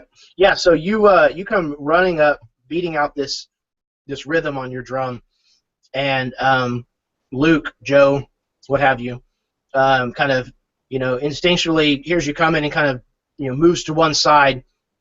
So you come, hustling through this thing's legs, and then turn around and kind of jump off the rock and do your thunder wave up near the upper part of this creature's back. So therefore, excluding Luke from the effects of this shockwave as it thunders out.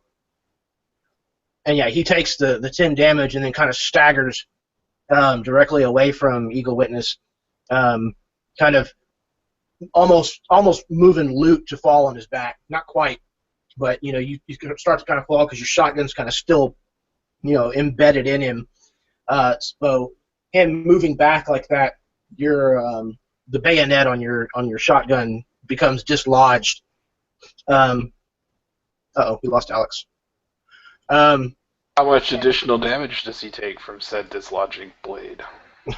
He doesn't. And yeah. Okay.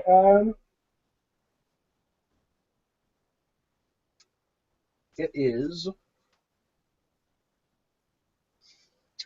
the cactus's turn. Okay, let's see here. Are Father Heyman or High Horse doing anything? Brother Heyman is hiding currently. Okay. High Horse probably would be doing something. It's a good point. Somebody want to roll a d20 for me?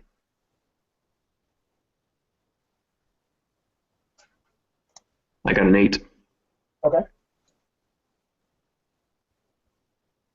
She spent the first 2 rounds trying to get back to where her guns were. And then trying to find a place where she can actually stand to fight this thing. So in the next round, she'll have a turn. Okay. So this thing turns from where it actually no, it doesn't even turn. From where it was staggered away, it kind of does almost like a strongman flex, like have you seen my beach ball? It's about this big, kind of flex. We can't see you. Oh, I'm sorry. It's not that was impressive, quite I a mental promise. image. And it sends another hail of these spines back where it just came from, catching Luke, Eagle, and Padre Estevez in its area of effect. So the 3 of you guys will need to make dexterity saving throws.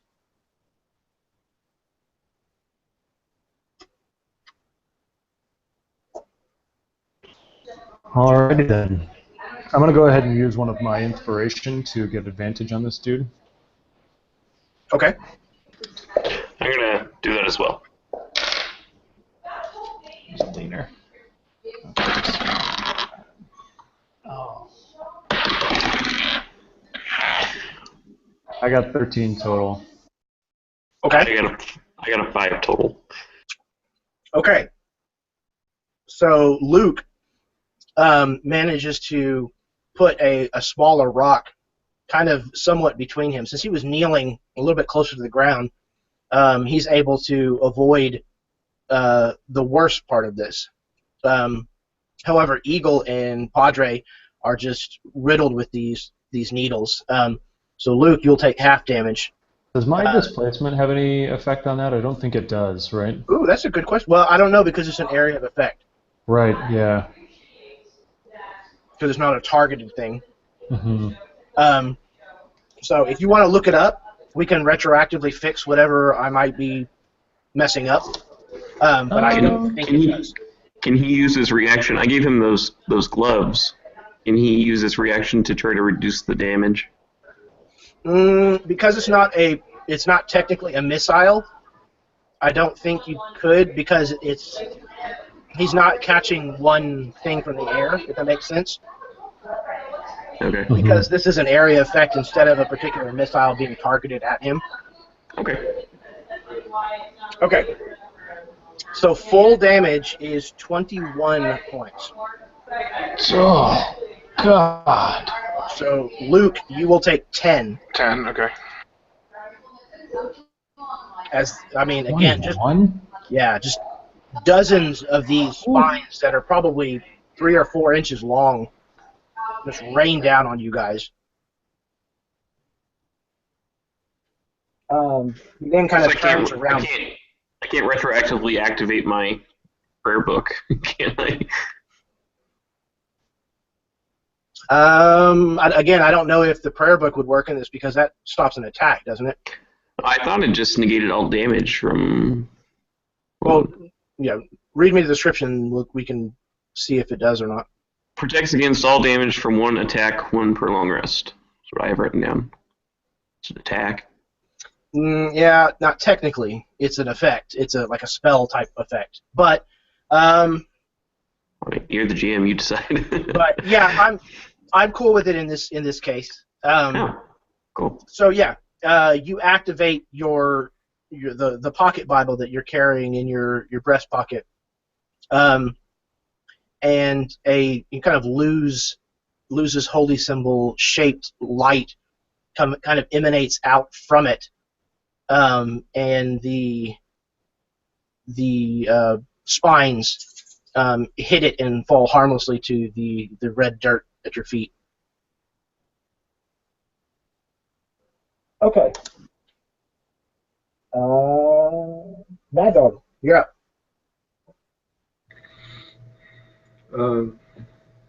He's gonna make sure that he stays behind whoever's in front of him. I think it was Eagle, but he charged forward. So I believe Estevez said that he put himself between you and the creature. perfect, Estevez. And I'll use my naturally stealthy. So if I am behind somebody who is larger than me, I can make a hide check. Okay. Being a halfling, so I'd like to attempt to do that.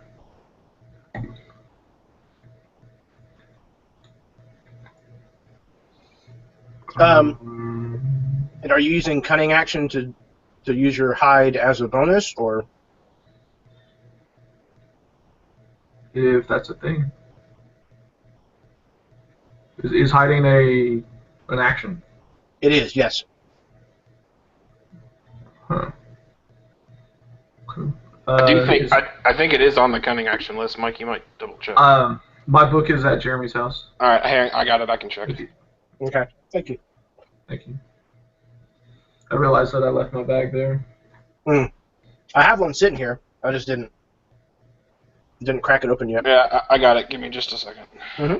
Thank you. Sorry.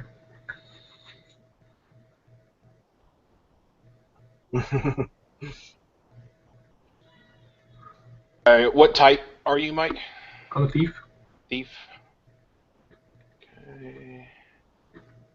Evasion. I think it's the same for rogue. Yeah, dash, disengage, or hide. Nice. I was pretty sure you could. Perfect. Use my cunning action to hide. It's at a 16. Okay. And then through Padre's legs, I would like to shoot the cactus. Like Treebeard, I went ahead and named this guy Cactus Dick. So I'm going to shoot Cactus Stick. Wonderful. Let me know what you rolled to hit him.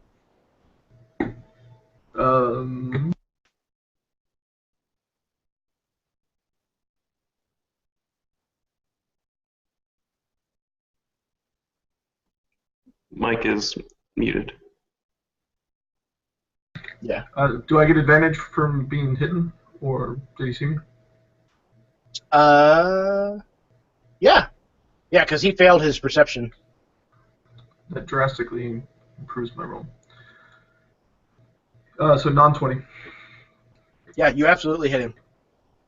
So yeah, you go and roll your damage.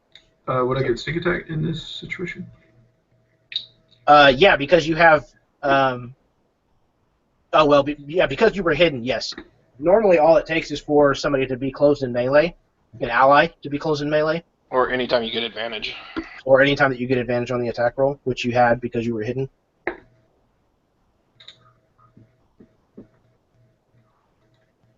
So that's an additional 25 points.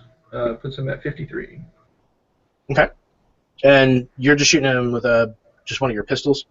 The blue one. I think Oh, okay.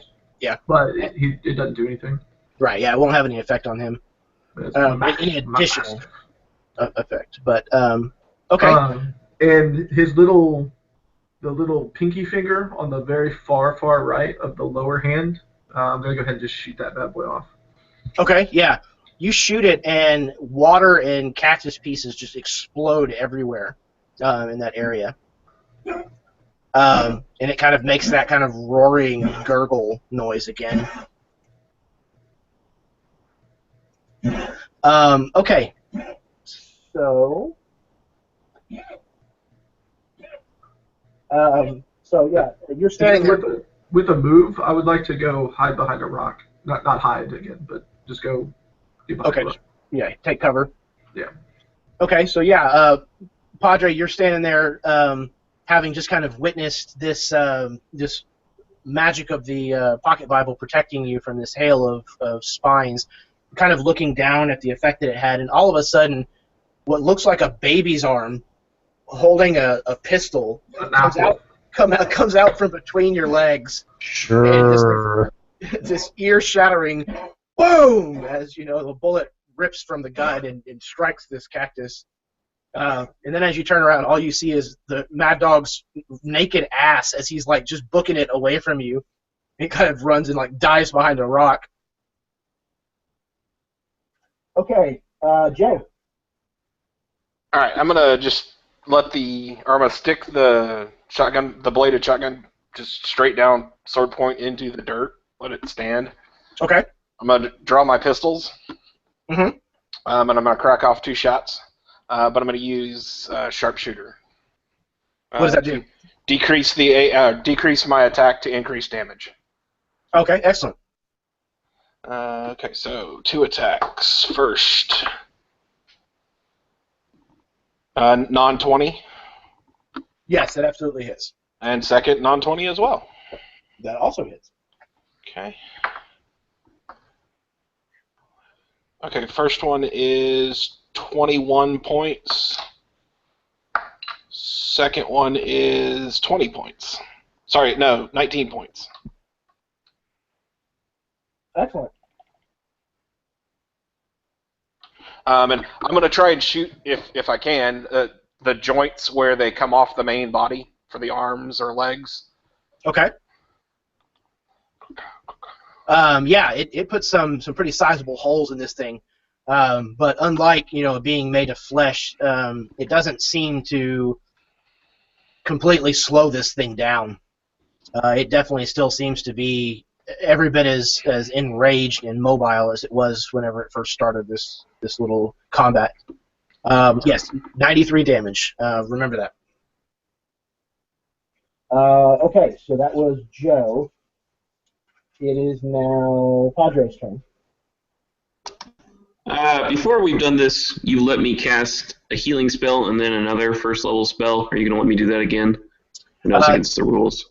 The only healing spell that qualifies is Healing Word because it's a bonus action. Right. And yes, I am fine with that. Okay. Then I'm going to...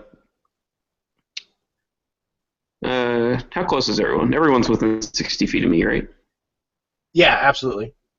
Okay. Well, then I will just yell to get its attention and say, "Luz, bless your holy warriors."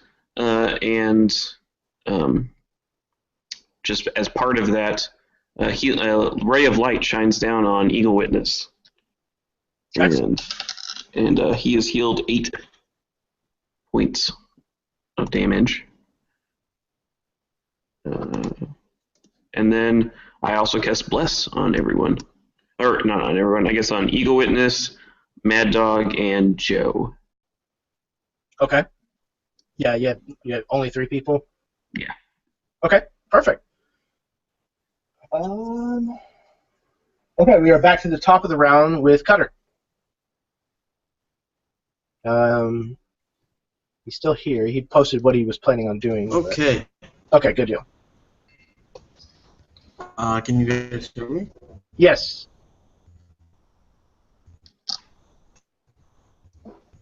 Can you hear me? So Kurt is now going to do some experimental modified pistol, which is essentially an arcane symbol duct taped to a holy symbol and then kind of wrapped around a pistol. It doesn't actually have a trigger, but he points it at the creature anyway, and a bubble of it splashes, hopefully, onto the cactus. Okay. Make a dex save 14, or Which he fails. it's plus 2 more if anyone's in melee with it currently. I don't think anybody is currently because the thunder wave pushed it 10 feet away.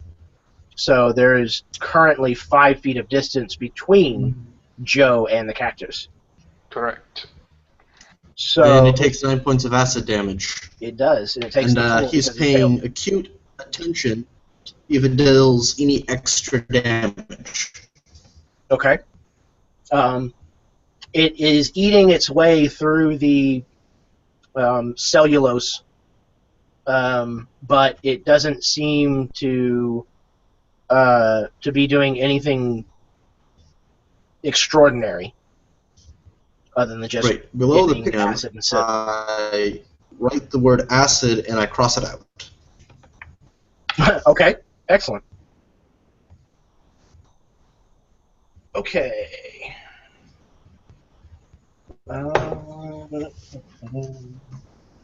Jubilee High Horse. Okay.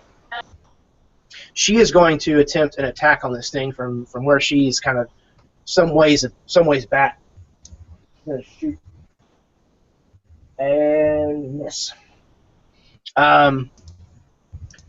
She screams out, "What the hell is that thing?" And yeah, her shot kind of goes wild, takes off one of the spines, but that's it. That brings us to Eagle Witness. Okay, so I'm in kind of rough shape. I think what I'm going to do is I'm just going to, so the thing is about 10 feet away from me. I'm just going to, like, land on the ground after jumping off of that rock, and do, like, a quick dance in a circle where I'm still, like, pounding the drum and I'm still being displaced a little bit. I think this is the,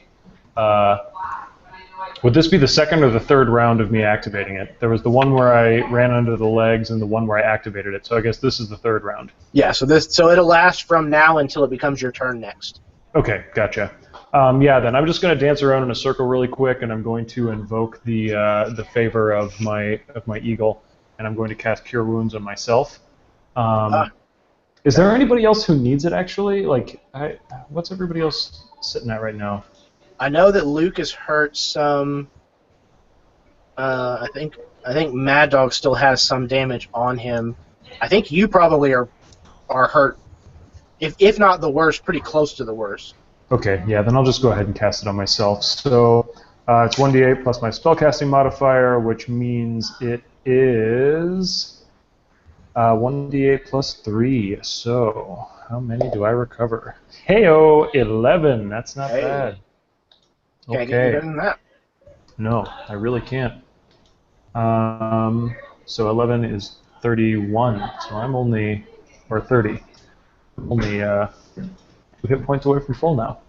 And then I'm also going to use Bardic Inspiration and give that to Luke/Joe. Okay. Excellent. Yeah. So you also have a D6 that you can use either on an ability check, an attack roll, or a saving throw. And you can use that for the next 10 minutes. I think it's once, though, right? Yes, it's one time. Yeah, you get to choose what you want to use it on within the next 10 minutes. Okay. Cool. That was Eagle. Okay, it is this thing's turn again. It closes the distance between itself and Joe, and it's going to take its 2 slam attacks. What is your armor class, Joe? It is 16. Okay. The first one absolutely misses. It collides with that rock that you managed to kind of hide behind whenever it's in its shower of spines before. The second one, however, does make contact. And it deals 13 points of damage.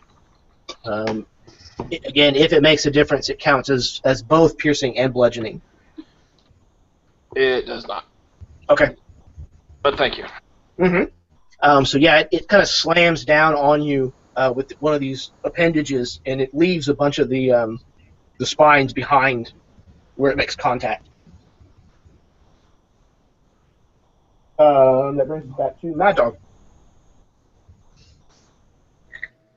I'm going to keep running around the rocks to get to back to his left, where that rock with the hole is. Uh-huh. I'm gonna place my back against the where my right shoulder is next to the inside of the hole, where the bigger piece of rock. Yep. Okay. Use my cunning action to hide again. All right. At a 14. And then whenever I think he's not paying attention to me, I'm going to roll out and shoot through that hole. Yeah. You do manage to stay out of his perception. So you can go ahead and have advantage on your attack roll, and you'll get your sneak attack again if you hit him. I'm melee engaged as well, so he... Excellent. Cool. Perfect. I rolled a 3 and then a 4. So a total of... I'm lucky. I'm going to use my hat. There you go. So 19 to 23. Okay. That will absolutely hit him.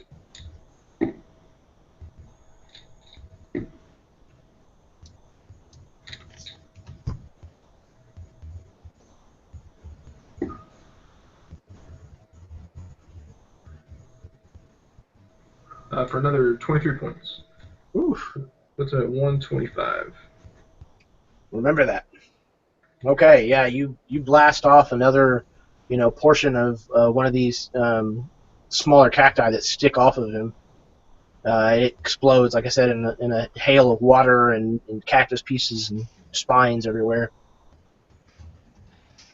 Okay, Joe. How does he look from an overall holy perspective? He has got a ton of holes in him, and he is leaking like a sieve. There's water just like pouring out of this guy. I'm gonna do 2 additional shots, both with sharpshooter. Okay. The first one is a 15.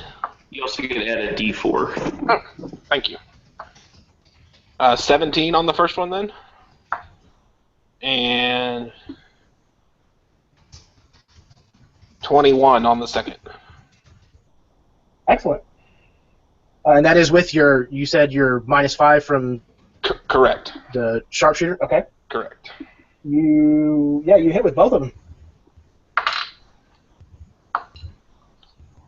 Okay, 14 on the first, and 19 on the second. Okay. What does that put his total at? 160-ish. Yeah, I think that's at least in the neighborhood. Looks like Mike's... Oh, there it is. 158. Okay. All right, Luke, go ahead and describe how this thing goes down.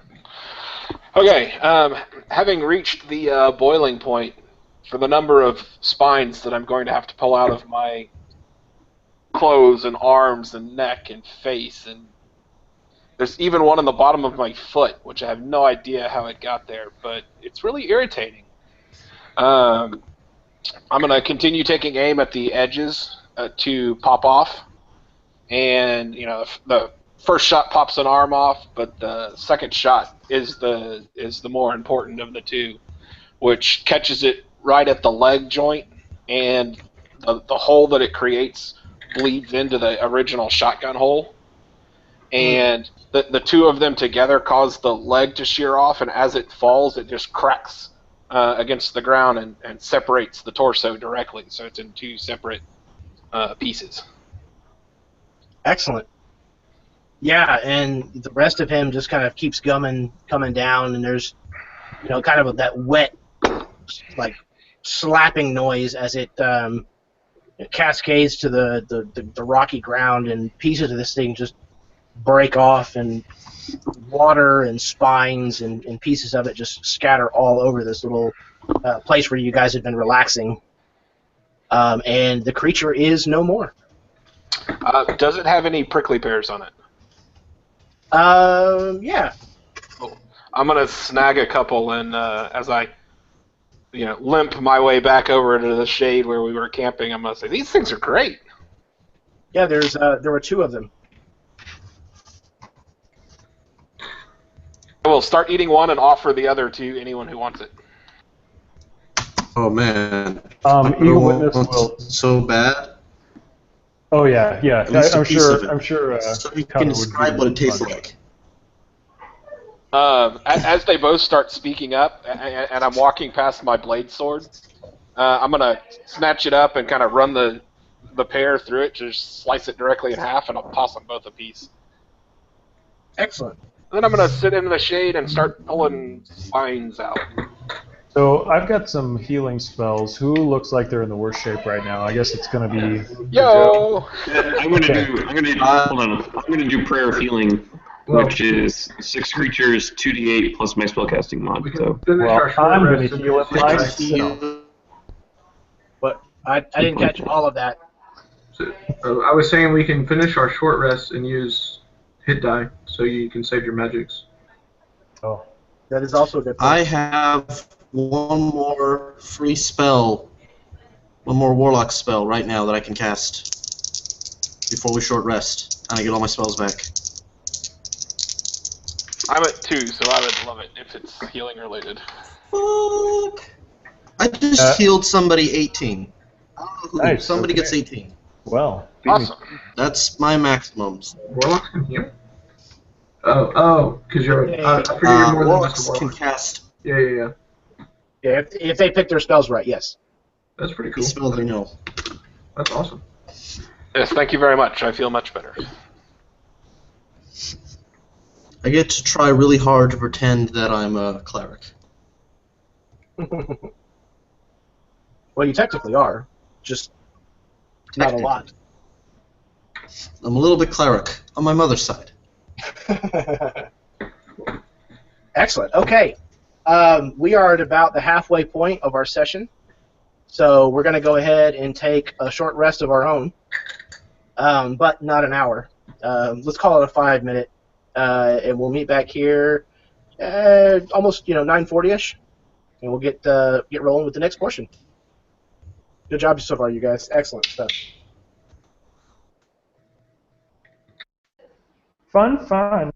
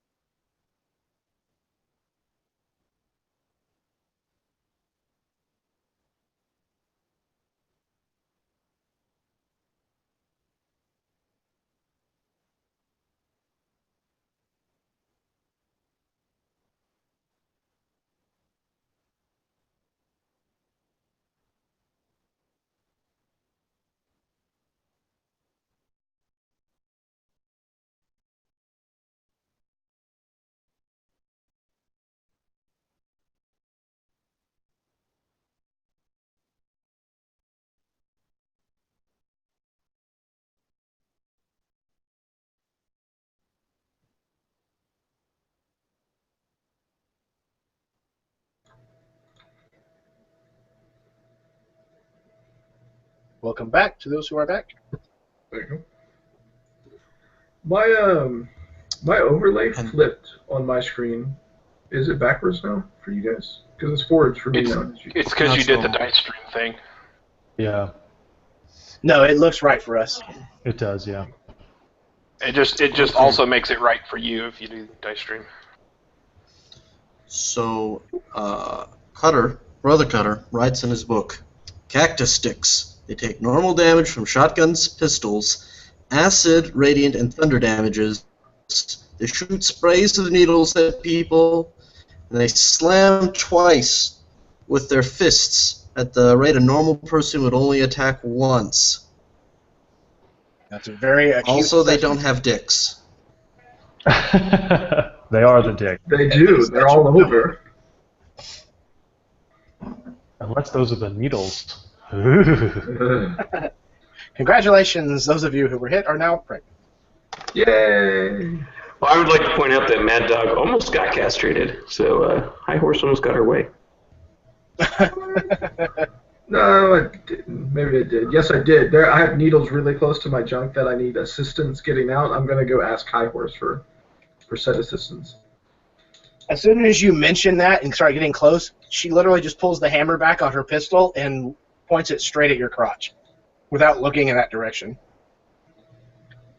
She says, I'll remove a lot more than just those needles if you keep coming closer to me. You're so mean. Only because I have to be. You don't have to be. I beg to differ. Fine. And he's gonna go pout and cry a little. All right. All right. Is there anything else that anybody's doing in the wake of this combat? In the combat and the ensuing short rest that we talked about, I reloaded everything. I pulled all the spines, and if pulling the spines didn't take long enough, I would also like to weapon bond Soul Shackler. Yeah, I would say because you got hit in 2 different sprays. Is that right? Yes. And you failed one of them. Yep. Yes. Okay, so yeah, that would probably take the majority of the time of the short rest, unless you guys are going to take extra time. I would vote for that. Because frustratingly, well, I would actually need that because I also need to do the hit point piece. Okay. So yeah, is anybody opposed to taking 2 hours? No, that's fine with me. Okay. The Padre will be on the lookout for any other sort of cacti creature.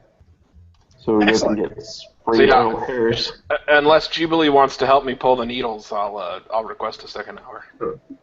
Yeah, she gives you the same reaction that she gave. Oh, I didn't ask her. I just. Oh, okay. When I had, you know. Mad Dog's actually going to go around and shoot every cactus in the area. Yeah. So there's probably, half a dozen of them or so, and there's one really suspicious-looking one. I'm going to shoot it twice. Yeah, Mad Dog isn't sure if it eyeballed him as he rounded on it or not. So, yeah, he gave it two bullets, just to be on the safe side. That giant pouch of 90 bullets, I'm going to take that with me and just go around and shoot all of them. Fair enough. Okay. Now that you're certain that they're all at least scared of you, if not dead, you guys finished your kind of midday break out of the worst of the sun, and then you hit the trail once again afterwards. And just after... during the second hour, I'm going to cast a... During the second part of the travel, you're going to cast what? During the second part of the second hour of us waiting for that guy to pull out all of his needles, I'm going to cast a ritual spell. Oh, okay. Called Find Familiar. Find Familiar? Okay. What kind of familiar do you summon? A barn owl. Oh, okay, yeah. A lizard. I summon my spirit companion as a familiar to give it a corporeal form. Jealousy. Okay. Yeah, so And yeah, I show it it to Eagle takes Witness, and form. I say, "Look at my owl! Isn't it the most beautiful thing you've ever seen?" That is messed up. Yeah, so I look at it and I'm just like, oh, no words. Okay. So yeah, you guys will be spending the rest of the day traveling, and you'll be riding into Tall Shadow probably an hour or so after dark. You don't have to push your horses through dark, but I would imagine being that close to town that you guys might want to push on. Um, Anybody is welcome to tell me otherwise, but if not, I'm going to assume that you guys did, and that's where we will kind of skip forward to. Works for me. Okay. So yeah, you come riding into the eastern border of Tall Shadow, basically having to cross the railroad tracks to do so.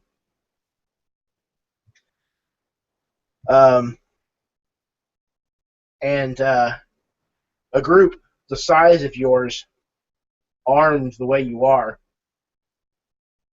um, you draw more than just a couple of stares from people as you come riding in. But nobody seems like they're interested in waylaying you in any way. So what would you guys like to do? Eagle Witness is pretty focused on getting to Mournful Valley. He's really driven by that right now, so he's just going to be looking for like a saloon or an inn or something where he could stay the night. Actually, no. He would. Does he know anything about this Tall Trees place? Like sorry, where are we? Tall Shadow? Tall Shadow. Yeah. Does he know anything? Like, this is within his territory, so he's probably been here before. Do these people have a good relationship with him? A bad one? What's the? I'm actually cool with you dictating that however you see fit, man. Okay. Then, I think it's going to be a story similar to what it is in every village. Like generally people mistrust him, but there are a couple of good souls in town who know what's up, and they'll treat him right. Unfortunately, like an innkeeper is not one of those people. Yeah. It's just like, a mercantile guy and a horseman or something like that. Everybody else. But yeah, he ride through town and see if he can get a room at the inn, and if not, then he'll just camp outside town. Okay. So yeah, the innkeeper, she knows who you are, and she's willing to serve you drinks, but she kind of leans close and she says, "But I can't let you stay here, Eagle Witness." She said, "Just everybody else here, just you know how they get, and I can't afford to lose the patronage." She says, "I'm real sorry." So Eagle Witness, he kind of looks at her and says, "I understand, sister. However, what if I stay with my friends? They are here in town. I don't know if any of them came with me, but I would let her know about them all the same." Okay. She says, folks will take a lot more kindly to their type, so they'd be fine to stay here if they want to. But she says, I just don't know if I can let you stay under the same roof. Well, the eagle will keep me company, and he doesn't even bother talking to her anymore. He just turns around and leaves. Okay. You do know that one of the other people that you're friendly with, he kind of works a lot in the stables, and he has let you, whenever the weather has been inclement, he's let you stay in the hay loft that's kind of raised above where the horses and stuff stay in the stables. Cool. And yeah, I know that we just recently passed winter, so is it spring now or is it summer? It's kind of the end of spring, getting towards summer now. Okay. Then, I think It's a nice clear night. It's getting warmer. Like the temperature keeps rising every day. He's gonna go out and he's gonna sleep under the stars and take a look at the big cosmos. Having been waiting in line behind Eagle Witness, kind of waiting my turn, as I kind of oversee the exchange that's going back and forth. Once he's kind of said his piece and taken a few steps off, I'm going to look to the innkeeper woman and say, I've got a really big ego, and I think I'm going to need 2 rooms for the night. And I'm going to put coinage on the counter for both. She says, she kind of looks somewhat confused, but she says, if you say so, sir. And so then I'll take whatever key it is or what have you and pass it along. I'll head outside after you do it, away from her prying eyes. Okay. Cool. Yeah, then I would accept the key and I would say, stranger, I do not know your name, and yet you would offer me a room? Name's John. Yeah, don't worry about it. John. It is nice to meet you, John. You are a fierce warrior. Thank you. You throw a mean thingy there, too. Thank you for your kindness, John. I will go to sleep now. And then I'm going to walk away. All right. I just tip my hat. Then I'm going to go back and start drinking. Drinking. Okay. Yeah, that can absolutely be arranged.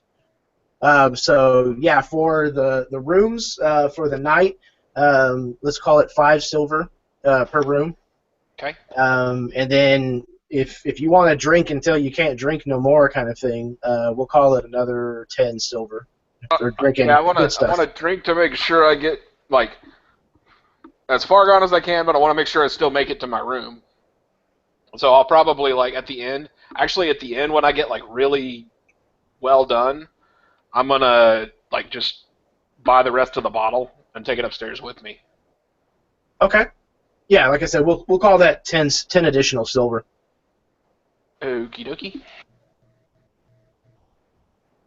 Anybody else? I take Padre Heyman and we go find the Luzite church in town. Probably not very big, but hopefully there's something. Yeah, this is a pretty small town, or comparatively to some of the other ones. But yeah, apparently there is. So recently they have built a new church here. And right now it is being run by a gnomish male who is more of a member of the congregation, and he sees you coming, and his eyes just get huge. Gnomes have pretty big eyes already, but his get ridiculously large, and he comes scuttling over towards you. Just, Father! So, wait, okay, he is a minister as well, or he's just a parishioner guy? He's just a parishioner. Okay, so I'll say, hello, my son. He kind of nods in vehemently and says, may Luz's blessing be upon you. And upon you, my son. Is there room for 2 weary travelers of the Lord? Two weary travelers of... absolutely, yes, right this way, yes. Come on in. He kind of opens the door and, kind of almost nonchalantly reaches for a broom and kind of starts sweeping invisible dirt off the floor. Sorry, I apologize about the mess, Father. I just cleaned it, but you know how it is living out here in the Caldera. Things just always staying dusty and dirty. There's no worries, my son. May I trouble you for some parchment and writing utensils? You're literate. Oh, that's wonderful. That's absolutely wonderful. Yes, sir. He kind of runs over to a box and kind of pulls it open and starts rifling through a bunch of stuff. As he's doing that, Okay, go ahead. Okay. As he's doing that, I find the collection tin, and I put 50 gold in it. So yeah, he's listening to these coins, and after the first couple, he kind of nods, and then when the clinks keep coming, his eyes go wide again, and he turns around and he says, "Luz, bless us all. Luz is very, very benevolent." That he is, and I'll come and take the paper from him. Okay. Yeah, you can tell that this stuff in this box probably doesn't see a lot of use. You kind of have to, brush some of the dust off of the paper and the writing stuff. But it suffices for whatever you're trying to use it for. Okay. And I don't really want to roleplay it, but I'm writing a letter to higher ups in the faith, explaining what's going on. Scattergun? Yeah, Scattergun Flats. Okay. And I seal it to send. You would also know that telegraphs are a thing. Okay. Well, I'll do that too, but I'm okay. Various ways to get this out. Sure. That's perfect. Okay. So yeah, this gnome is rather excited to have you present, and he starts alluding pretty heavily to the fact that they're looking for a padre, a father, to adopt this church. I will turn to Father Heyman and say, if you do not feel that you can return to Scattergun Flats now, should you stay here and watch this flock? The gnome looks to Father Heyman and he says, I just assumed that he was traveling in disguise. I apologize. I'm sure that's offensive. I'm so sorry. You're a father as well? Father Heyman says, yes, I came to the faith, but a few scant years ago. Oh, that's wonderful. A half-orc. I am so sorry. That is so rude of me. We would be very, very happy to have you, Father. What was it again? Oh, Father Heyman. Yes, that sounds wonderful. So yeah, it seems like Father Heyman has found himself a home, at least for the time being. Padre Estevez feels a lot better now that he's gotten word out and Father Heyman is taken care of. Excellent. Anyone else looking to take care of business? Brother Cutter will also go to the church, and he is going to see if anyone there has a written description of the spell Purify Food and Drink or Augury. Okay. The only ones there currently are the two representatives of the faith that were traveling with you, Padre Estevez and Father Heyman, and then a gnome who admits to not being literate at all. And with the church being brand new, it doesn't really have much in the way of written documents yet. Well, does Brother Heyman have a written thing of purified food and drink or augury? No. He kind of fled with the clothes that were on his back. In that case, Brother Cutter will take the immense amount of gold he just got from this bag, and he will donate 100 and say, next time I come here, hopefully you'll have a few more books around here. Father Heyman will kind of look to the gnome, and the gnome says, "That's your business now." And Father Heyman says, "Okay, we will look into doing so. Thank you very much for your generous donation, Brother Cutter." All right.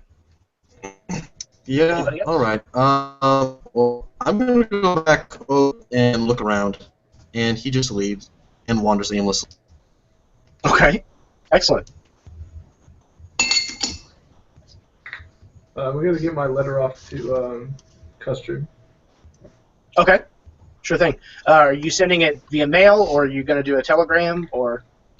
However, I normally send stuff to him. It's real quick, so probably Telegram. Okay.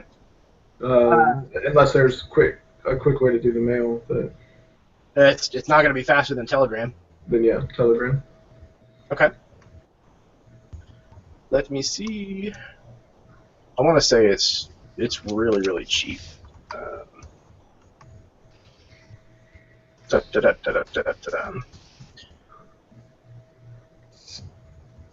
Okay. So yeah, you kind of use thieves' cant, I would assume. Yeah, if I can, via Telegram. Yeah, so it's kind of an innocuous. And I'm gonna tell him to send the message to Mournful Valley. Okay. Because that's where we're headed next. So. Okay. I think that can work. And where is my? There we go.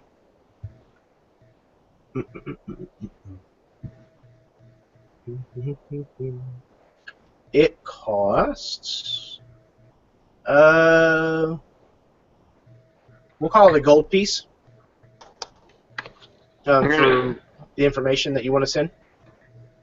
I'm going to send, I was going to go do a telegraph too, so I'm just going to take off a gold piece for mine, if that's okay. Yeah, that's perfect.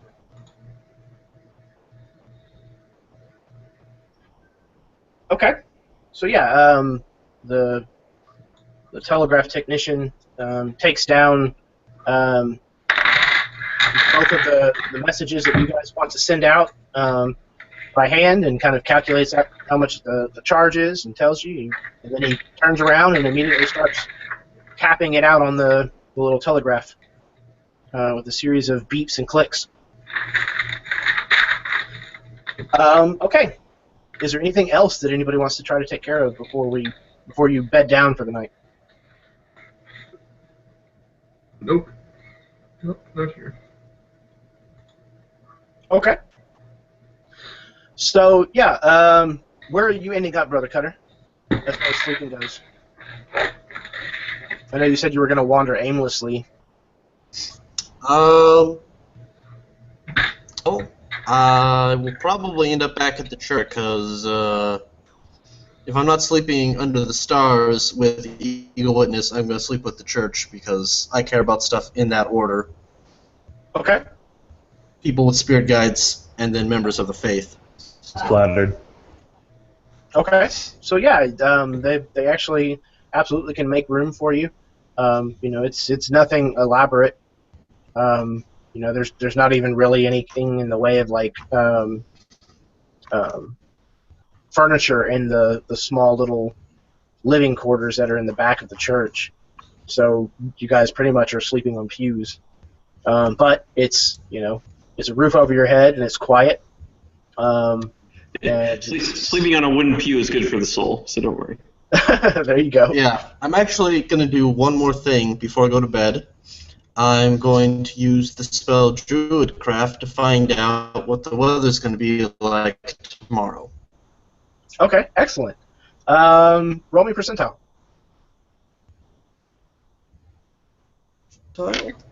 Hot. 95. Okay. Yeah, it's going to be a really hot, dry day. You can smell it in the air, and you can feel something about the humidity levels and things like that. That it's going to burn off early in the day, and it's going to be really hot and dry. Okay. I warn the father about the hot dryness of the day and tell him to make sure he stays hydrated. And then I go to bed. Okay. Okay, so the rest of you have found Mad Dog. Where are you staying again? I'm going to go to the bar, and I'm going to get a whiskey, and I'm going to drink that, and then I would like to find the sheriff's office. and I would like to locate a deputy. And I'm Sure. going to somewhat act like I'm drunk with the fresh whiskey on my breath. I'm gonna punch him right in the face.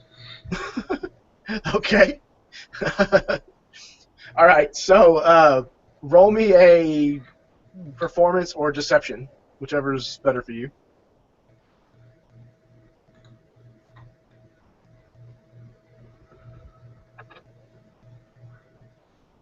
I'm gonna use my lucky hat. Okay. So I went from a 4 on the die to a 19. I am expertise in deception. Okay. So we use that. So that brings me up to a 27. Excellent. Okay. So yeah, you walk straight in the jailhouse front door, and there's a deputy kind of sitting at the desk with his feet propped up, and he's playing cards. Looks like some version of solitaire or another. And he kind of says, "You never do anything for this damn town. Get off your ass!" And I punch him in the face. "Okay." Yeah, he's like, "Can I help you?" And yeah, you pretty much just like walk up, climb into the chair next to him, and then just like sock him in the face. And he kind of recoils and grabs his nose, and he says, "You little son of a bitch!" And he kind of grabs you, handily. He says, "Oh, now you're really gonna do it." And he kind of marches you straight to a cell. He says, "You're just gonna need to sleep off this whiskey, you damn drunk." Flail my arms, yelling at him, and then He kind of pushes you in there, and then throws a blanket in behind you, slams the door shut, and jingles the key as he locks you in. He kind of reaches his fingers up to his nose and pulls away a little bit of blood. "Damn, bastard." He kind of goes back to his card game, sits down, and starts playing cards again. Looks up at you, kind of giving you a mean mug every once in a while. I'll just put my hat over my eyes and go to sleep. You got a point of inspiration, Mike. Okay. So,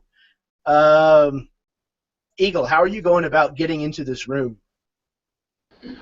Well, I'm not going in the front door. I'm actually Okay. going to climb up the side, but I'm going to go around toward the back of the side and climb up to the roof and then see if I can come over and sneak down in a window. Okay. Yeah. Give me a athletics. Okay. Yeah, it's not a bad one for me. Let's see here. Well, I'm going to use some inspiration on that. Let me re-roll here. Inspiration does advantage, right? So then I roll again and I take the higher of the two. That is correct. Okay. All right. So I got a 20 total. Fantastic. Yeah, you make easy work of this building. There's enough, Nice. rain barrels and loose boards and things like that you're easily able to shimmy up the side of this building. And because you're off in the back, you're pretty sure that nobody saw you. Nice. Yeah, and let that be a lesson to anyone who thinks they should piss off the Durathians. We can sneak into whatever we want.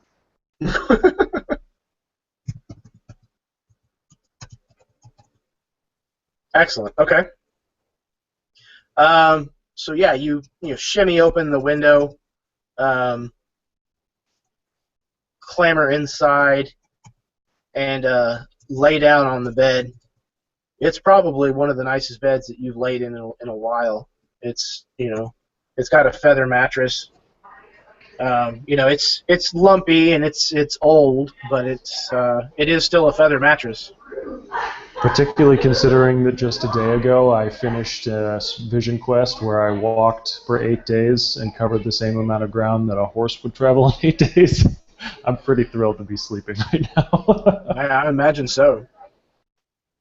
Yeah, there will probably be a lovely little Eagle Witness shaped stain on the mattress whenever you go to leave.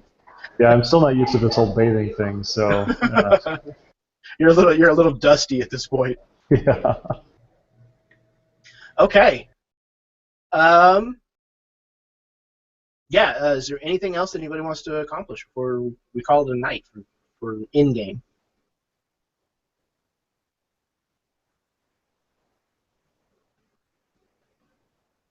Nope. Okay.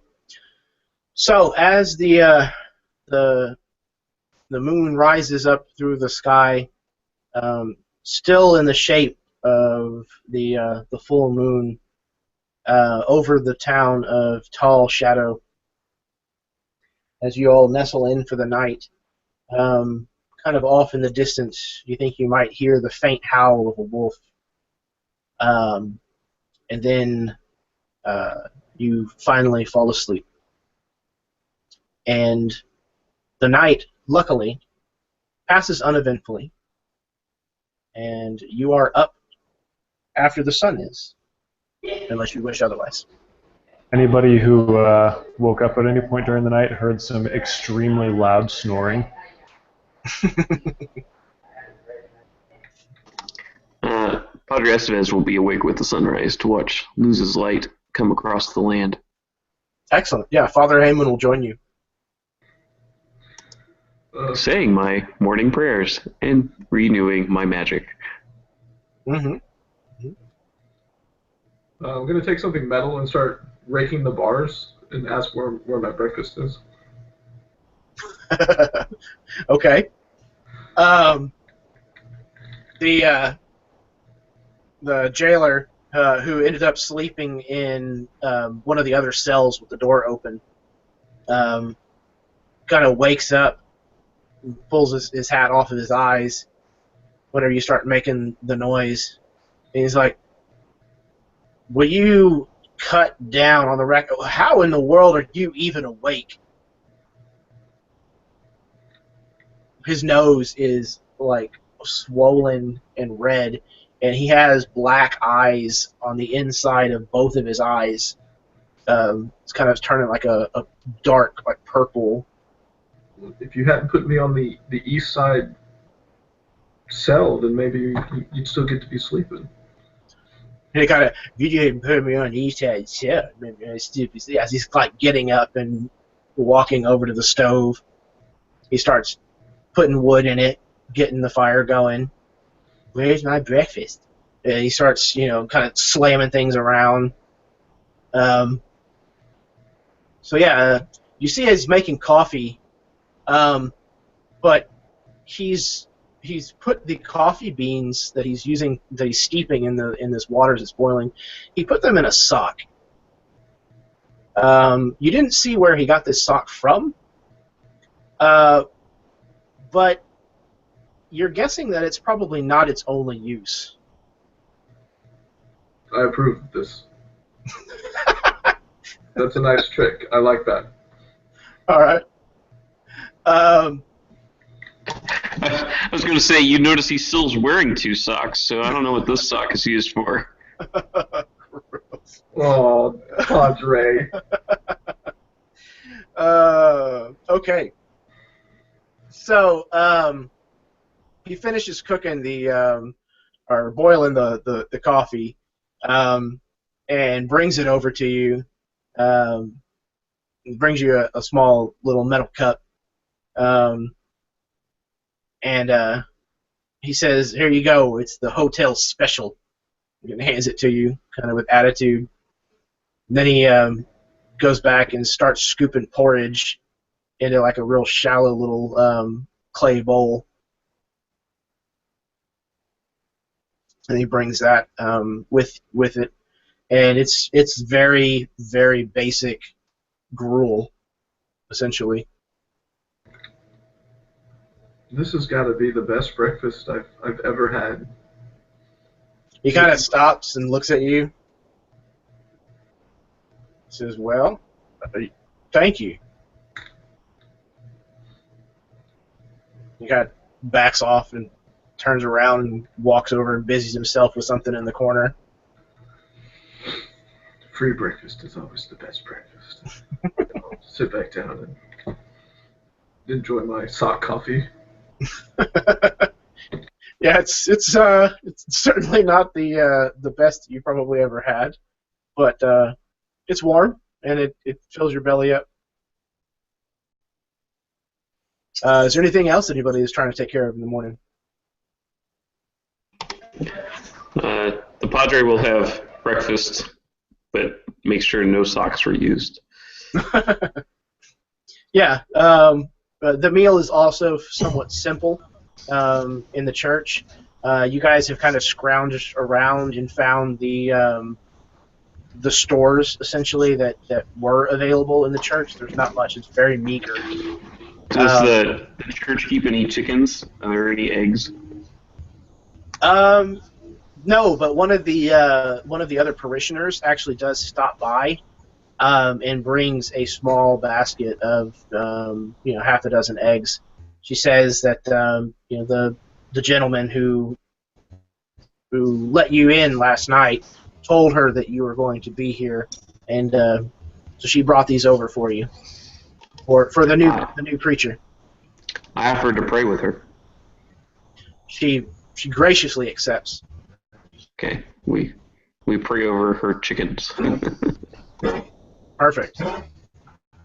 Yeah, so you guys are able to whip up some eggs, and like I said, with the other meager stuff that you had on hand, you make a decent little meal out of it. Brother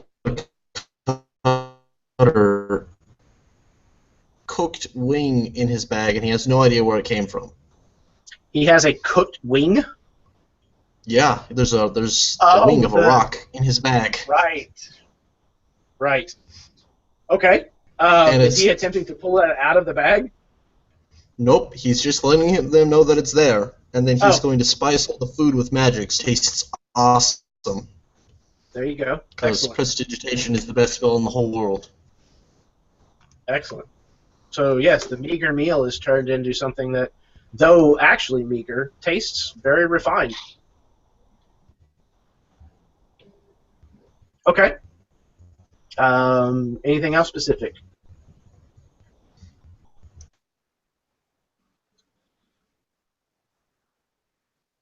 All right. So is the general plan to try to catch the train?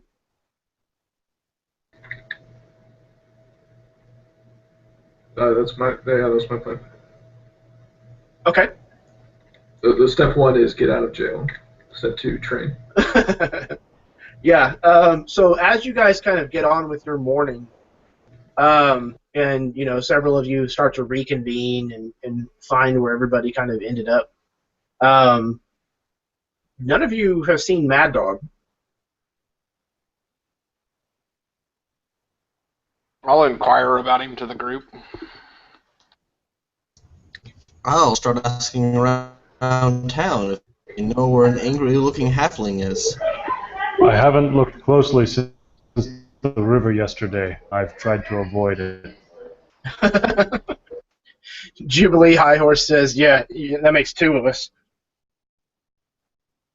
She says, wherever he's at, I hope he stays there. Perhaps someone had seen him. I do not notice many halflings around here. So yes, those of you Brother who Cutter's are just going to start asking random people. Yeah, those of you who are asking can make investigation rolls. Oh man, I'm so good at that. I'm so good at everything. This character build. All right, 22. 19.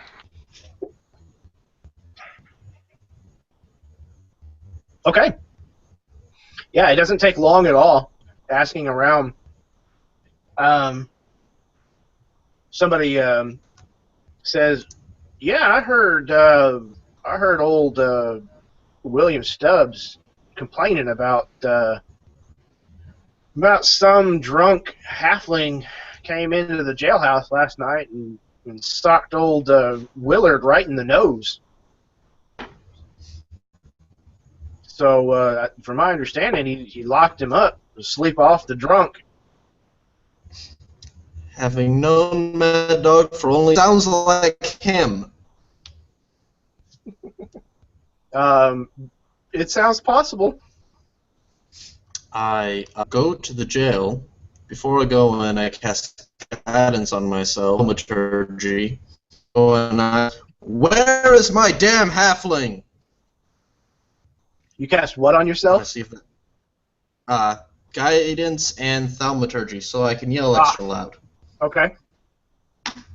So yeah, you storm in, and there's, kind of an overweight, startled-looking deputy sitting at the desk, looking like he's playing cards with his feet kicked up. Hey, that's too early to be that loud. He almost drops the cards everywhere, and his chair almost falls backwards whenever you boom. Your booming voice comes out unnaturally loud. He says, "What in the tarnation is going around in this place? Everybody's." I say, your cards? While a known criminal is behind your bars, I must immediately take him to another, better jail. You will release him to me at once. What? No criminal. Who are you? I have no time for your games. Games? No, it's just solitaire, sir. Release the halfling to me at once. I'm trying to be intimidating. Okay, you can make me an intimidation check. I did. I got a 16. All right. He says, Wait. I cast guidance for a reason. I cast guidance so I could use guidance right now. I meant to say I got a 19. Okay. He kind of stammers for a second. He says, "What?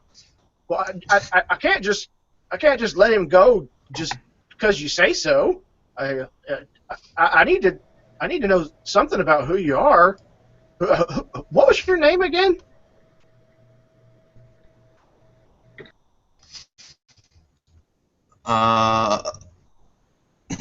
And then rifling through my bag, I grab a fake officer's commission, shove it in his face briefly, and then put it away and say, "Now release him to me." Angry. He kind of snaps to attention, and this guy's really sloppy, but he has a pretty crisp attention. Snaps to attention and puts his hand up to his brow. He says, "Sir, yes, sir." And he says, I served in the 4th Regiment. He says, right this way, sir. And he kind of halfway marches over towards the cell, and starts opening the door. And he says, "On your feet," to the to Mad Dog. He'll give a head over.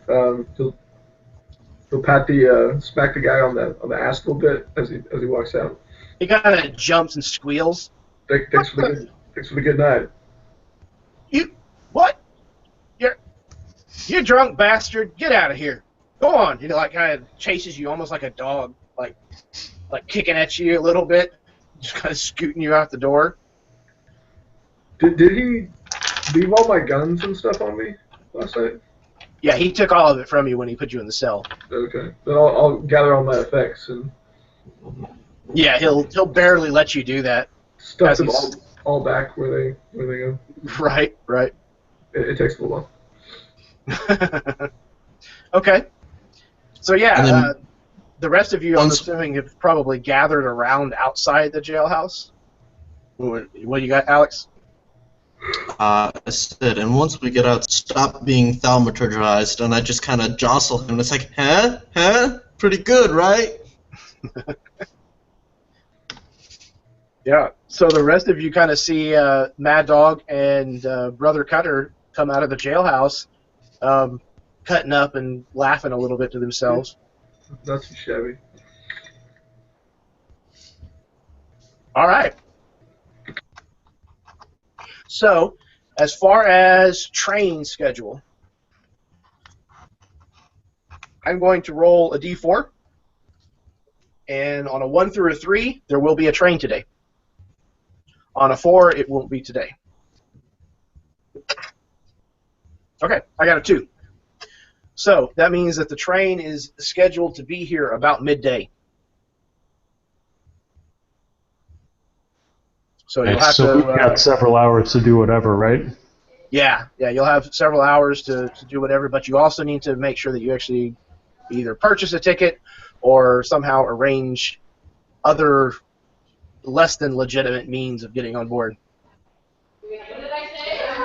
Eagle Witness is going to, he's going to look at the ticket booth, and then he's going to look at his companions, and then he's going to look at the ticket booth again, and he's going to say, I will meet you later. And then he's just going to walk away. Good choice, and I'm gonna walk away with him. Awesome.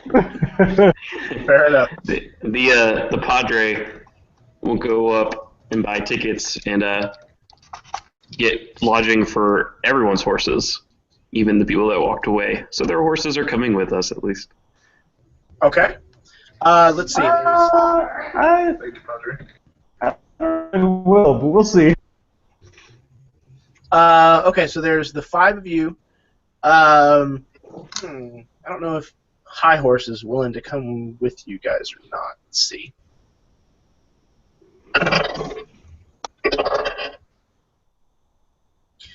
No.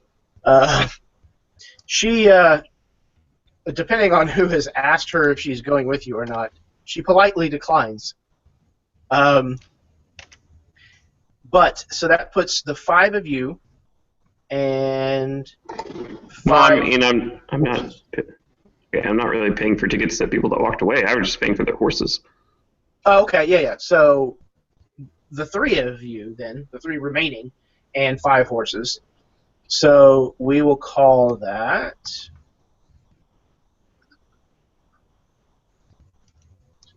11 gold pieces.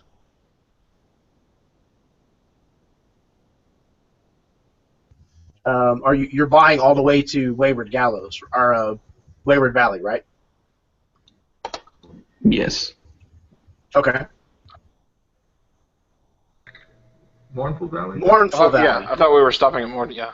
Yep. Sorry, Mournful Valley. So yeah, since it's not going just to Wayward Gallows, let's double that. Can I send the bill to the church? to Father Amon? No, to like back east. Oh, okay. Do you have any kind of credentials on you, other than just claiming that you're a man of the faith?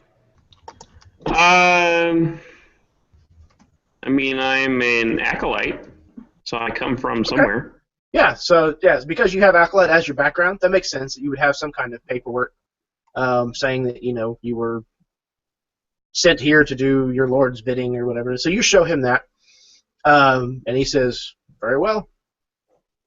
And he marks it down and takes the tickets and hands them over to you. Does the military ride free? Do I get all my gold back? No, the military does not ride free. Yeah, you wouldn't have to spend any money on it then, Padre.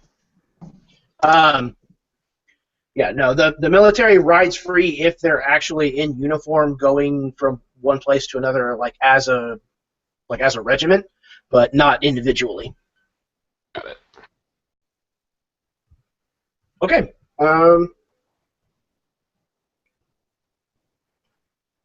So in the interim, before the train arrives, is there anything that you guys are going to get up to? I'm going to interview random people. Excellent. Okay. Yeah, you find out all kinds of little interesting tidbits about the area and the history of the town and that kind of stuff, and how Tall Shadow, because the railroad is now coming through here. It's an up and coming town. It's going to be a boom town, and they're going to make their mark on the map. Great. The general. But where did the name Tall Shadow come from? Well, you see, we're in the shadow of the mesa that's to the east of here. And things that are tall, when the sun's low in the sky, have a tall shadow. Right. That's where the name comes from. Right. It's kind of self-explanatory, but, you know, a lot of people ask that question. Well, on average, would you say per day ask that question? Well, there was a feller who asked me that very same question about 3 years ago. Well, no, I think it was 4.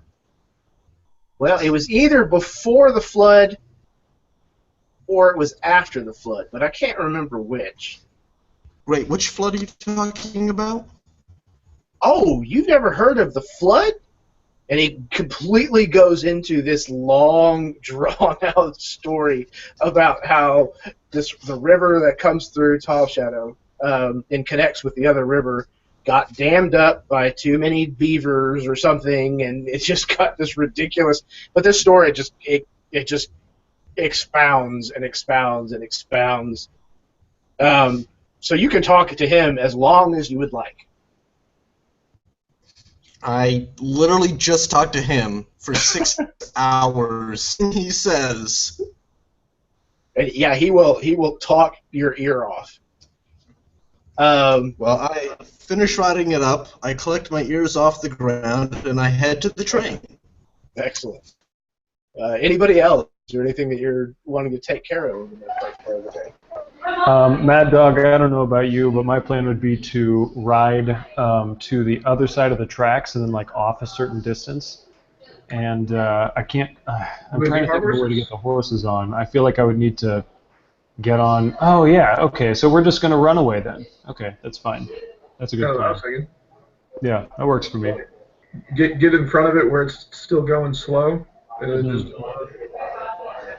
I like it. Cool. That's the plan then. Okay. I would like to check to see if I got a response by telegraph from my superiors about the goings-on in Scattergun Flats. Okay. Excellent. So yeah, it comes back something to the effect of, Padre Estevez, your request for inquiry has been noted. The issue will be looked into. Continue to do the good works that you're performing. Lose me with you. It's pretty curt, so to speak. That's not all that encouraging, but I will go back and wait for the train. Our jumping on the train needs to be more elaborate than just be ahead of it and jump on. I'm a little saddened by that, actually. Maybe we'll come up with something. There's a DeLorean on the tracks up ahead. Is there some kind of like mail arm thing that like drops stuff, or? Yeah. Usually it's not this close to town. Or like, does it go through some hills that we could like? But there's effectively like a coal chute. Is there some sort of rudimentary lathe? Just kidding. So there is like a coal chute that essentially loads the coal car, and there's absolutely one of those in town. As well as the arm that sticks off for the ones that are steam locomotives. Yeah. So there's an arm off the water tower that also sticks off. This particular one is a coal locomotive. Well, actually, no. I guess they're both. Yeah, they would have water and coal. Yeah. So we could get on top of the water tower, plant some dynamite on the bottom to make it fall, and then. My God. Just kidding. As long as your plan doesn't involve dynamite, Eagle Witness is like excited to conspire with you. So the coal chute or the water hangy thingy, I'm cool with either one of those. Is there like a coal cart that we could ride down like a track, and then I don't It's probably not quite that elaborate here because this town's pretty small. I want you guys to have one of those coal carts where you have to pump it on either side, and you do it so fast that you catch up to the train. That's what I want you to do. Yeah, that'd be pretty awesome, actually. We're rolling through the station as it's going out. Every time Eagle pushes down, Mad Dog comes off. I have to jump. Yeah. Yeah. Okay. I think that needs to be the plan. We got to find one of these carts. Okay. Or we can leave now and get ahead of it. Yeah. Well, there's a place outside the town where two tracks converge. That's true. It's like there's Perfect. like a train garage out there, and so we can just get on the thing there, and then that's how we'll do it. Absolutely, yeah. There's a very small little storage shed type thing that has like an offshoot track that comes just and joins just outside of town, and you guys find that little pump device cart, whatever it's called. You find one of those sitting in there, and after a little bit of finagling, you get it set on the tracks. And just about the time that you got to get it set on the tracks and are kind of figuring out how to operate the thing, one of the train hands kind of comes in the back door carrying something, and he kind of stops and looks over and sees the two of you standing there as you both kind of stop and turn and look at him. There's like this, I'm like, shh, oh, there's like this, natural. there's like this solid beat of like perfect stillness and silence. And he says, "I don't think you boys are supposed to be in here."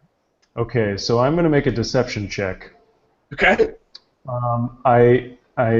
So I get advantage on it because I have the actor edge. Okay. So I'm going to look at the guy, and I'm going to say, "You didn't see anything." We'll see how this turns out. Okay. Oh God. Oh God. Yeah, I got to spend another inspiration on that. That was unacceptable. Okay, that's better. That's a 20. Okay. So you say, you haven't seen anything. Right. Like I'm trying to get him in on the conspiracy, you know, like Right. We're cool, right? So he's got like the box that he's carrying. It's like a toolbox, big old wooden thing. And it's got wrenches and parts and stuff in it. And he kind of nods whenever you say that, and says, kind of looks around. And says, "Oh man, and actually, can this be the third guy that I know?" "Oh, excellent. Okay." Perfect. Okay. All right. Yeah. And he says, Beautiful. Cool. "Eagle Witness, is that you?" No, that's the deception. So I'm like, it's not me. In fact, I'm not anyone. "Oh, I see." And he kind of gives a very heavy wink. And he says, "Never mind." He sets the toolbox down and walks right back out the door. He kind of puts his hands up and just waves. And so then we get on the thing and we finally get going and like we're moving out of the track, and then I look over my shoulder and I see him just outside the shed and I go, "I have to find the eagle." It's like, and then we go okay. You have fun. Excellent. Okay. So yeah, you're like, wee, wee, wee, wee. You like pass a couple of like townspeople as they're like stopping and staring as you like wheel by. Perfect. Excellent. Okay. Anybody taking care of any other business? Thank you, Eli. That was beautiful. Do we see them kind of roll by before the train gets there? Absolutely. Yeah, they roll by at all of like 2 miles an hour. All right.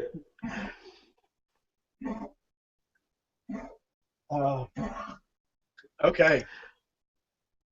Both of you can have a point of inspiration. Correct. Okay, so the rest of it is just you guys killing time until the train gets there? My cheeks are good by me. smiling. Man. Okay. That was pretty fun. Excellent. So yeah, you guys are just, giving it everything you got. You guys get, a mile or so down the track. Before you finally hear that telltale distant woo, woo. And kind of looking back, you see the engine starting to spout its steam cloud up above it as the wheels start churning, and it makes a loud, kind of shifting noise as it finally catches and it starts gaining forward momentum. Did it have a cattle guard on it? Yes, it does. Oof. The rest of you are on board, no problems, and got your horses and the extras stored away. Again, no problem. Is there a dining cart, or do they bring food? Probably not right at the outset, but that is an option. Okay. Well, I make an order for my companions that came on the train normally. I'm ordering food for them. Okay. Excellent. Yeah, call it another gold piece apiece. And it's a very fine meal. It's like roasted pheasant and, like steamed vegetables and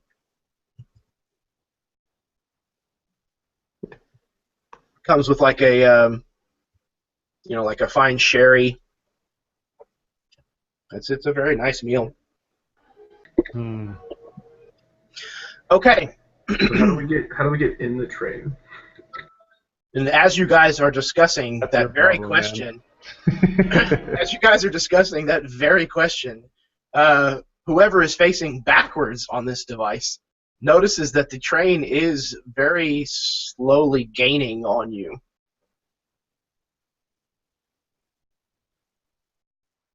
That's kind of the plan. And then it starts picking up speed a bit. And then apparently the conductor sees you and starts laying on the steam horn almost repeatedly. And a fair portion of Tall Shadow has turned out to the train station. And you see people, shielding their eyes from the sun, kind of craning their necks and standing on tiptoes, trying to see what's happening. Well, I have 50 foot of rope. Oh boy.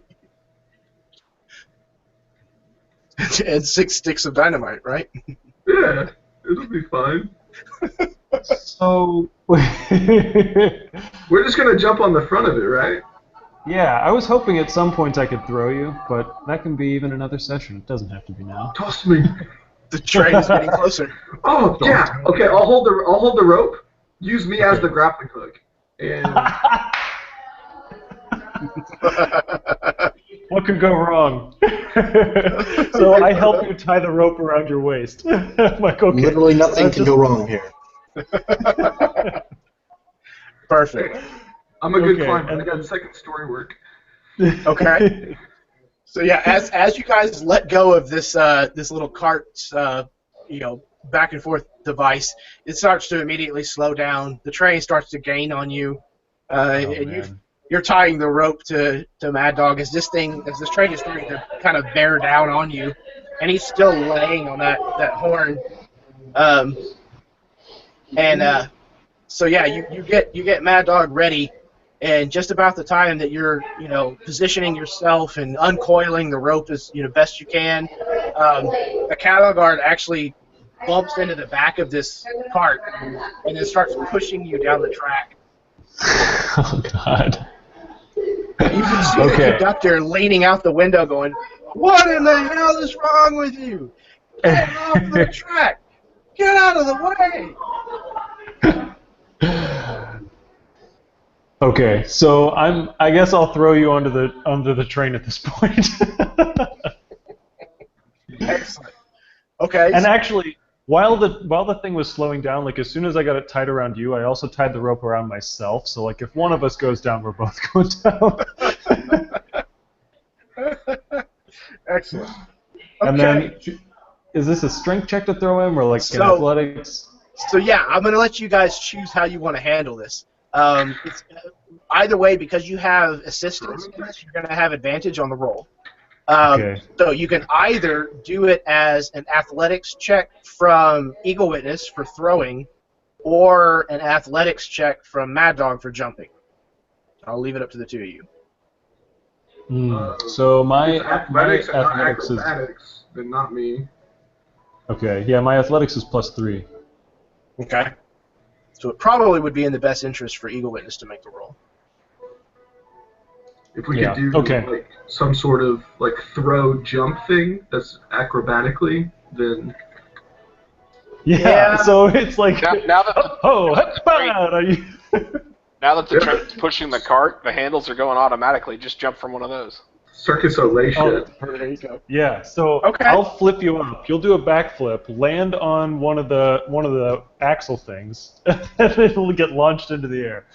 Okay. So yeah, I concede the argument, and if you'd rather make an acrobatics with Mad Dog, I am perfectly okay with that. Yes, please. Makes sense. That works for me. Okay. So And then. again, you can do so at advantage for having assistance. So first one's 13, second one's 17, plus 7, 24. Holy So shit! do I need to roll anything at this point? Nope. Okay. All that you really did is you said you were giving assistance, and that allows him to make the roll with advantage. Gotcha. They ate another. Right, that's what it's called. Yeah, thank you. Okay, so yeah, you guys do this, and Mad Dog performs this absolutely ridiculously graceful, swan dive pirouette type thing off of the handles of this cart. And yes, go ahead. While mid-air, I'm gonna howl like a wolf.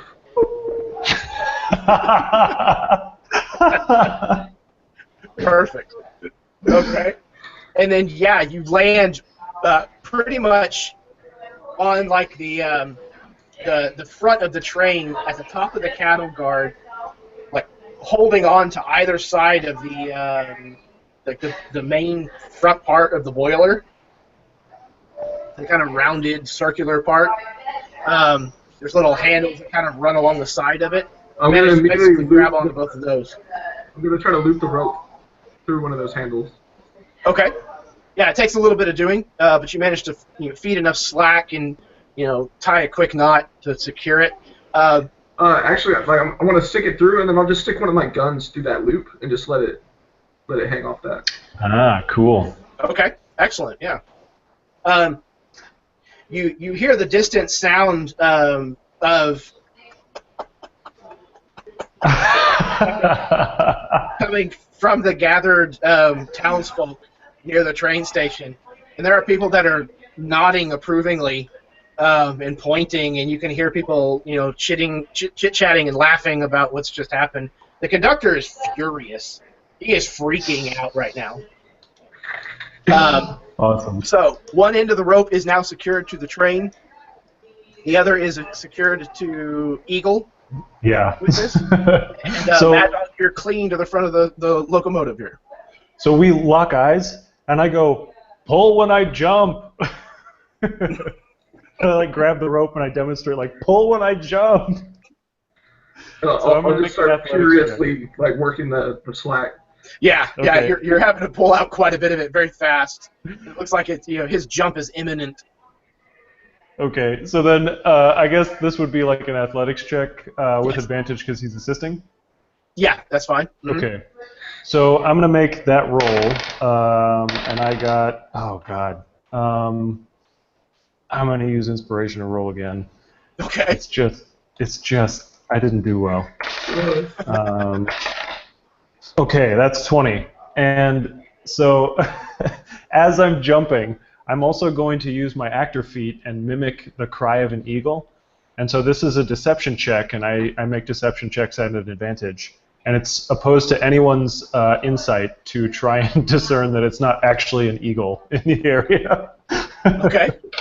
So my deception intentionally failed. was 9 total. It wasn't great.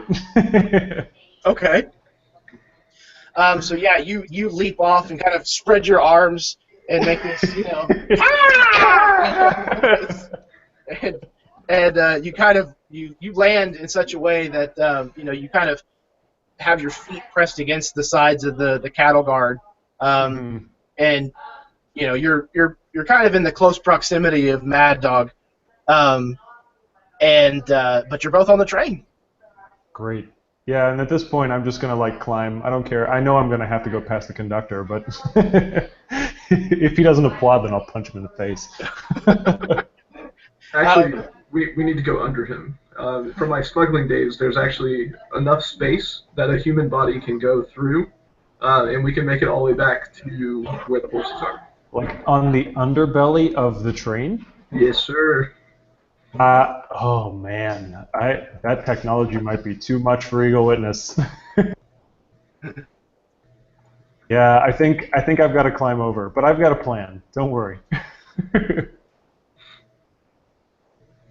All right, so one of you goes over and the other goes under. We're gonna have to untie ourselves. I'll go up with him. We'll stick together. Okay. Okay. You both go over. We were in this together. I'm gonna get my gun back. Yeah. Okay. All right. So you Sounds resecure the rope and your handgun and untie each other from one another and climb up and over the boiler, and the conductor is yelling and screaming at you. What are you doing, you lunatics? You're absolutely crazy. We were going to miss the train. We couldn't be late. You were in front of me. How were you gonna miss me? You were in front of me. The train is loud. What? Yeah. What? What'd you say?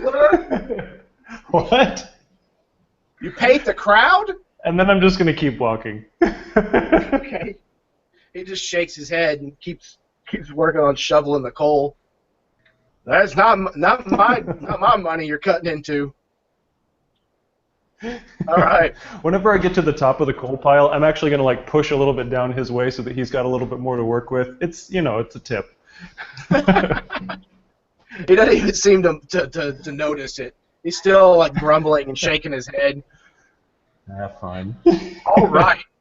So, meanwhile, on the inside of the train, everybody has been leaning out, way out of their windows, trying to see what in the world has been going on from the train this whole time. Padre Estevez doesn't. He pointedly does not want to know what they're doing. I'm going to give me a nice bird's eye view. Yeah, absolutely. Yeah, your hawk catches the whole show. I send Session out to a watch and tell me what happens. Okay. Yeah. Like I said, it has no problem seeing everything that's going on. Sees the two of them slowly walking along the roof of the train as it's gaining speed. And they're making their way further back along the length of the locomotive. Eventually, I'm gonna hop down and just walk through the insides of the cars looking for our fellow angels. Okay, excellent. There are some shocked cries as you enter a couple of the cars. Ladies, pull their handbags close, and more than one man kind of reaches almost like he's gonna draw the gun at his hip. Meanwhile, I'm keeping the weather eye out for our companions, but for the most part, I'm just talking to Mad Dog. Oh, that was so amazing! Did you see that? The eagle. He must have smiled upon us today. I'm slapping him on the back and carrying him along with some parts of it even. Excellent. In my mind, the only way to get on a train. I've never paid for a ticket. People are like, oh. They're completely just in shock and dismay. Eventually, you do find your other companions. Those of you who are seated in other cars, eventually, you guys are in the dining car. That's where you are, getting your meal. And suddenly, the Durathian and the halfling burst into the dining car as boisterous as the noonday sun. That's when I come in. Hey, Eagle! I've never You should try this pheasant. It's good. Pheasant? Oh, I never eat birds. Buzz 2. Why not? Birds eat birds. It's fine. That's hilarious. The eagle has forbidden it. Wait, where's Man, my high Eagle horse? sucks. Chestnut lets me eat whatever I want. Did you just say the eagle sucks? Uh-oh. Was that out loud? No. Okay. Yes. Oh man. Okay. So. But no. It's not. Okay. No. Mm-mm. All right. No. Because it wouldn't result in a fight, but I would have to address it. I'm 10 shots in, so I'm a little drunk. Nice. Is Mad Dog or Eagle Witness going to sit down at the table? Yeah. His legs Okay. are pretty tired. When you sit down though, and before you take anything, the Padre is going to look at you guys and say, "You need to go wash your hands." I'm gonna wipe them on my pants and then sit down. And I'm going to look at my hands and then look at the rest of my body. Just be like, eh. But then I'm going to look at you, at Padre, and I'll be like, ugh. So I'll go back and I'll find a water skin and I'll wash my hands off. Brother Cutter will see that Eagle Witness is going to do it, and he'll just prestidigitation. You're all clean. Oh, this is powerful magic. When Brother Cutter casts prestidigitation, the dining car empties. People very, very quickly stand up and, oh my goodness, I can't. Oh no, and they rush off of the car. I'm immediately gonna go take all of the good food. Just a little bit from here, a little bit from there.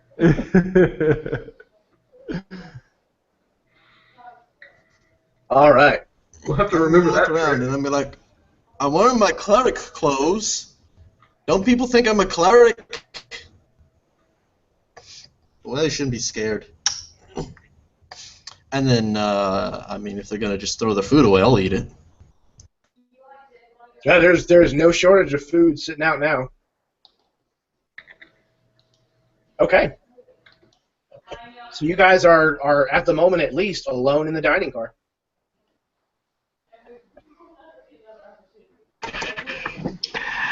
The Padre will bow his head and say a very silent prayer. He's praying for a lot of stuff. Yep. Excellent. Okay. Brother Cutter has no idea what he's praying for. He sees him bowing his head. We're praying, I guess. Excellent. Eagle Witness doesn't bow his head. Okay. Cutter like nudges him, like, come on, bow your head, come on.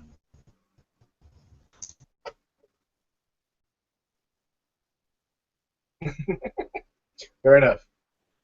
Okay, so you guys are left alone for about a minute and a half or so. And then the door at one end of the dining car opens. And those of you who are paying attention in that direction don't see anybody standing in the open doorway. And then from the side of the opening, you kind of see a kind of thing like this. looking around the corner, and it's a employee of the AA Western, which is the train line, rail line that you're on, and he kind of clears his throat.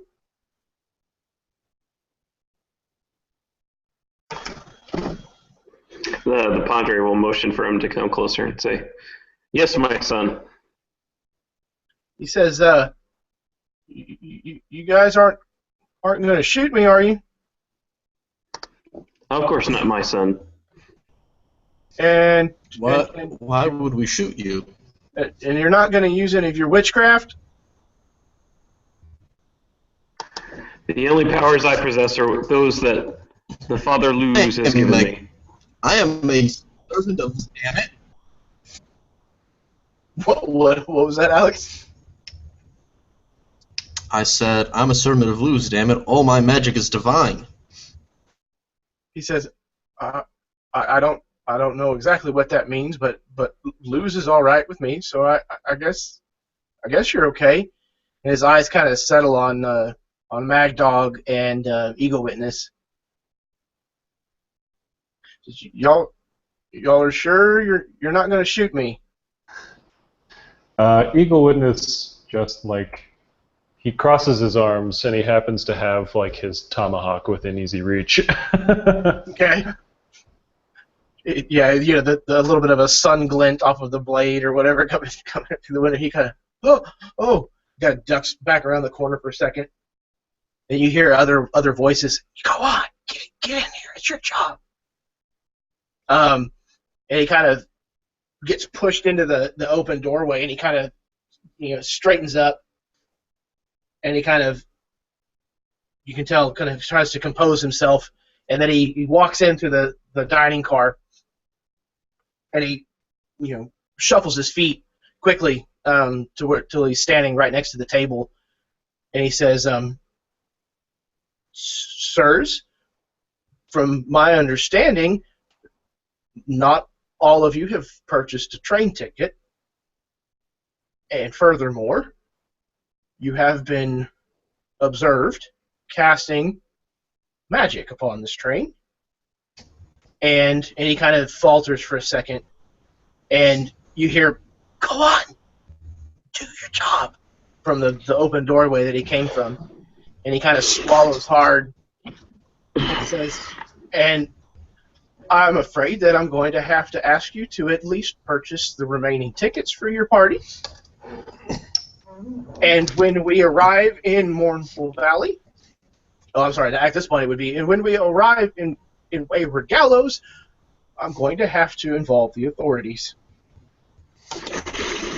I'll ask him, "Can you produce a witness to these events?" Well, I suppose I can. Before he answers that, and I say, "Well, if you can't produce a witness, then you have no standing here.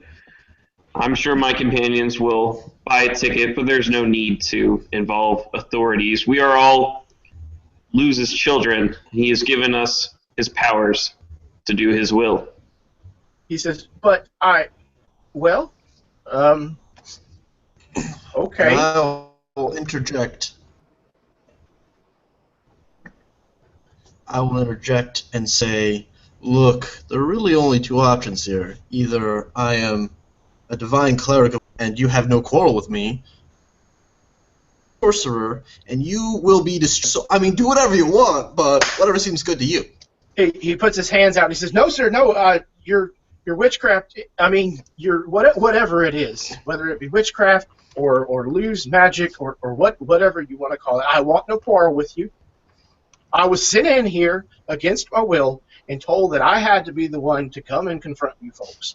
I'd rather not be here, personally, but it is, technically speaking, my job, so if I could get your money and your word that you won't be doing any more hoodoo on this train, then maybe I can look the other way about the magic." Is he in the room or is he in the doorway? No, he's standing right next to your table at this point. Oh. I'm gonna. I sat down Fantastic. next How to. much do they owe? I'll cover them. Okay, I wait, hang on. sat down. Wait a second, though. I sat down next to John, and Okay. I'm gonna lean over next to him and like whisper, "Ticket." And my hands are crossed, so I want him to put the ticket like in one of my hands. It'll be like a sleight of hand thing or something. Except I want him to give me his ticket. I think I have all the tickets. Oh. Okay. Okay, then it doesn't work. What was you were trying to say, Alex? I was saying that I would pay for them. Oh, okay. So yeah, so Eagle tries to get John to hand him, a ticket, and John kind of looks at him and like, I don't have it. So then Cutter offers to pay for them. He says, well, that's 2 additional passengers, and you're headed to Mournful Valley, and that'll be 4 gold pieces. I'll say, well, I mean, technically they got on, a little bit after, so it's only really 3. So I'll just give you 3. That'll be good, right? No, sir. No, sir, it will not. I'm sure there are damages that have been done to this locomotive that will have to have repairs. I think it should be 5. Anything, okay. Yes.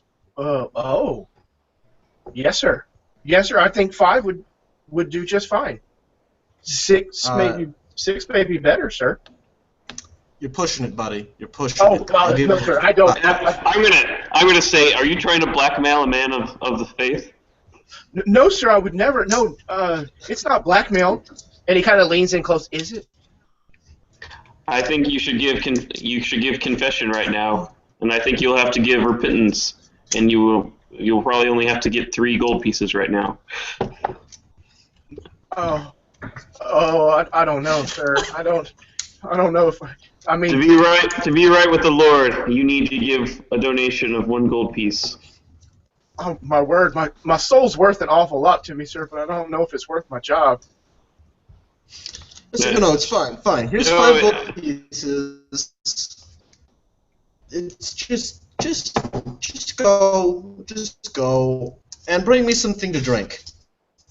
You hand him the 5 gold pieces, and he says, "Well, oh, okay. Thank you, sir." And he actually takes one of the gold pieces as a second thought and places it in front of Padre Estevez, and says, "There, now we can both be happy," like that. And he turns and runs back towards the door. Well, before he leaves, I'll tell him I will put this in the donation of the first church I come across. Says, "Frankly, Father, I don't care where you put it." I want to see where he goes with that money. Okay. Yeah, he goes straight out the back door that he came in. Like, where does he put it? He has like a little collective. It's basically a fanny pack kind of thing.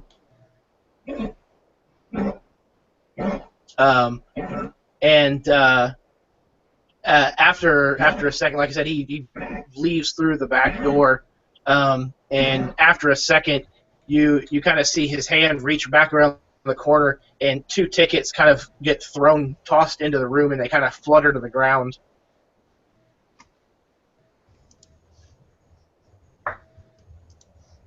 I'll go pick him up.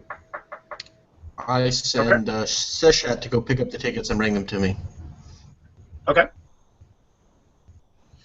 So everybody ends up with a ticket at this point. Excellent. That was so more complicated than it needed to be. It was interesting, that's for sure. I've still never paid for a ticket.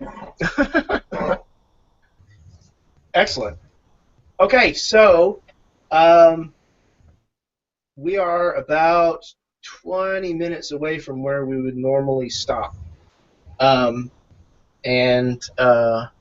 we're pretty much just going to be rolling into Wayward Gallows. So I don't know if you guys want to... Mournful Valley? Well, you have to go through Wayward Gallows first. Sorry. But yeah, on your way to Mournful Valley, which is to the south. Like our home base of operations is Wayward Gallows, right? Yes, exactly.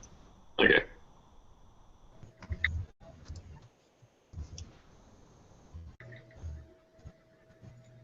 So yeah, I don't know if you guys would have any intention at all, temporarily disembarking whenever you were in Wayward Gallows or not. I think if we got off the train, they'd leave without us before we got back. That's a fair point. Yeah, Point. I mean, we are the Angels of Wayward Gallows, so I think we'd have a good welcome there, but I don't want to miss the train. Fair enough. Okay. So yeah, you guys roll through Wayward Gallows. The train does come to a stop. People get off. People get on. They offload some cargo and onload some cargo. All on the same day? Yes, absolutely. Yeah. You mean the same day from when you guys had left? No, like the train doesn't have a layover or anything like that? No. You guys are on the train overnight. And you would have rolled in probably the next day. And it's what? During the night, I want to try to steal back that money. Excellent. Okay. So yeah, roll me 2 stealth checks.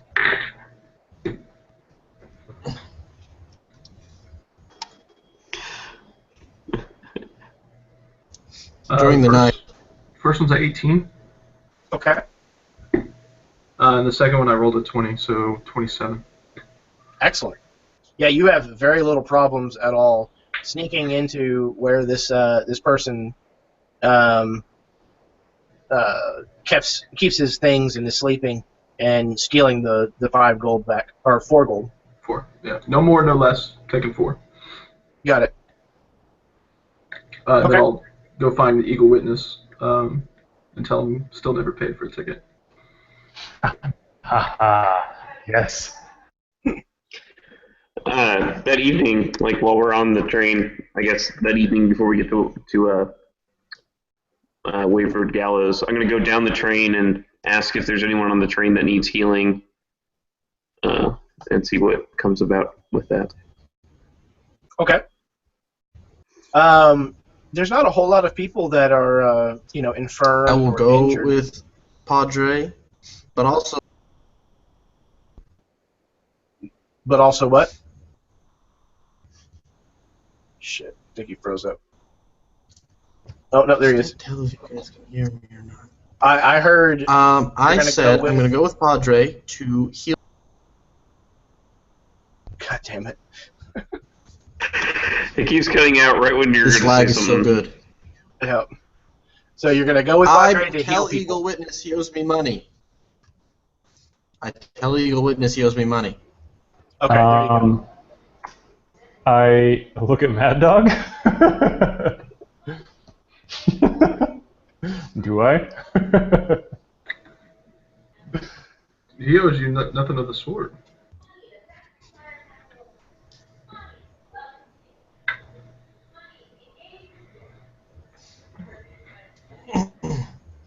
I You didn't give him the say- money, did you? No, I gave you the money. Oh, you gave me the money. Okay, yeah. Well, in that case, I'm just going to give it to him then. Yeah. Show me the money. Yeah, I'll give it back to you, Cutter. No problem. Okay, so yeah, you get 2 gold, Cutter. I will take. I will take 2 gold. I won't take 4 gold. Correct. Only 2. Okay. So the rest of the night passes uneventfully. And like I said, you guys roll into Wayward Gallows the next day, pretty early in the morning. And the quote-unquote layover is probably about an hour, maybe an hour and a half, as they, restock the coal and restock the water and offload and unload everything. And then after that time, you head back out, headed south towards Mournful Valley. Is there a new ticket taker? Yeah, there will be a new person. You know that normally that there isn't there isn't like a shift change that happens, but you get the feeling that maybe the individual that you dealt with took the day off or something. Someone else comes by and is completely oblivious and just asks to see your tickets. And I hand them over. Okay. Yeah, he looks really surprised to see Eagle Witness sitting in one of the normal cars with you.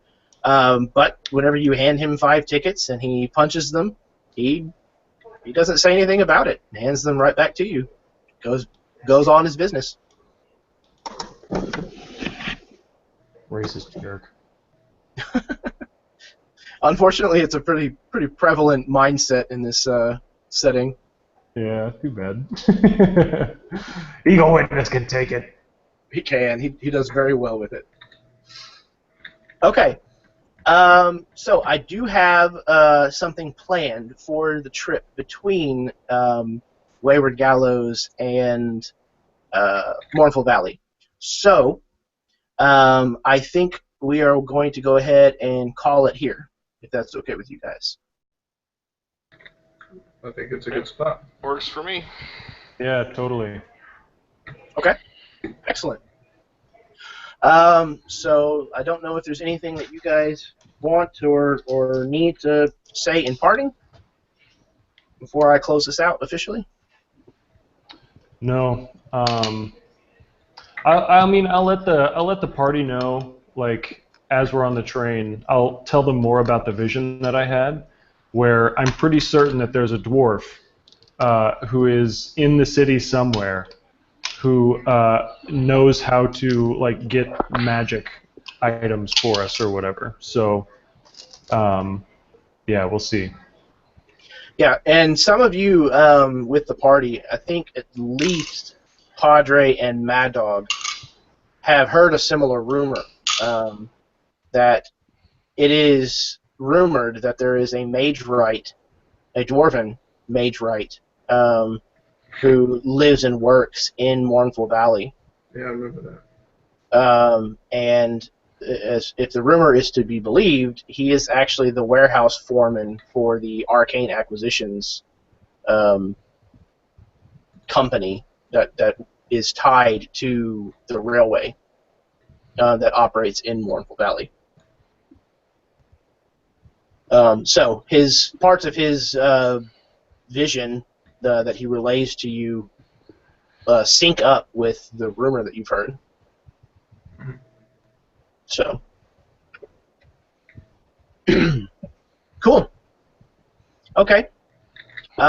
So anybody who watches this at some point later on, I did see that we had a viewer for a short time. So anybody who happens to watch this video, thank you very much for giving us your time. I hope that you had a quarter of the amount of fun that we did. And until next time, may your dice roll high and your snacks always be within reach.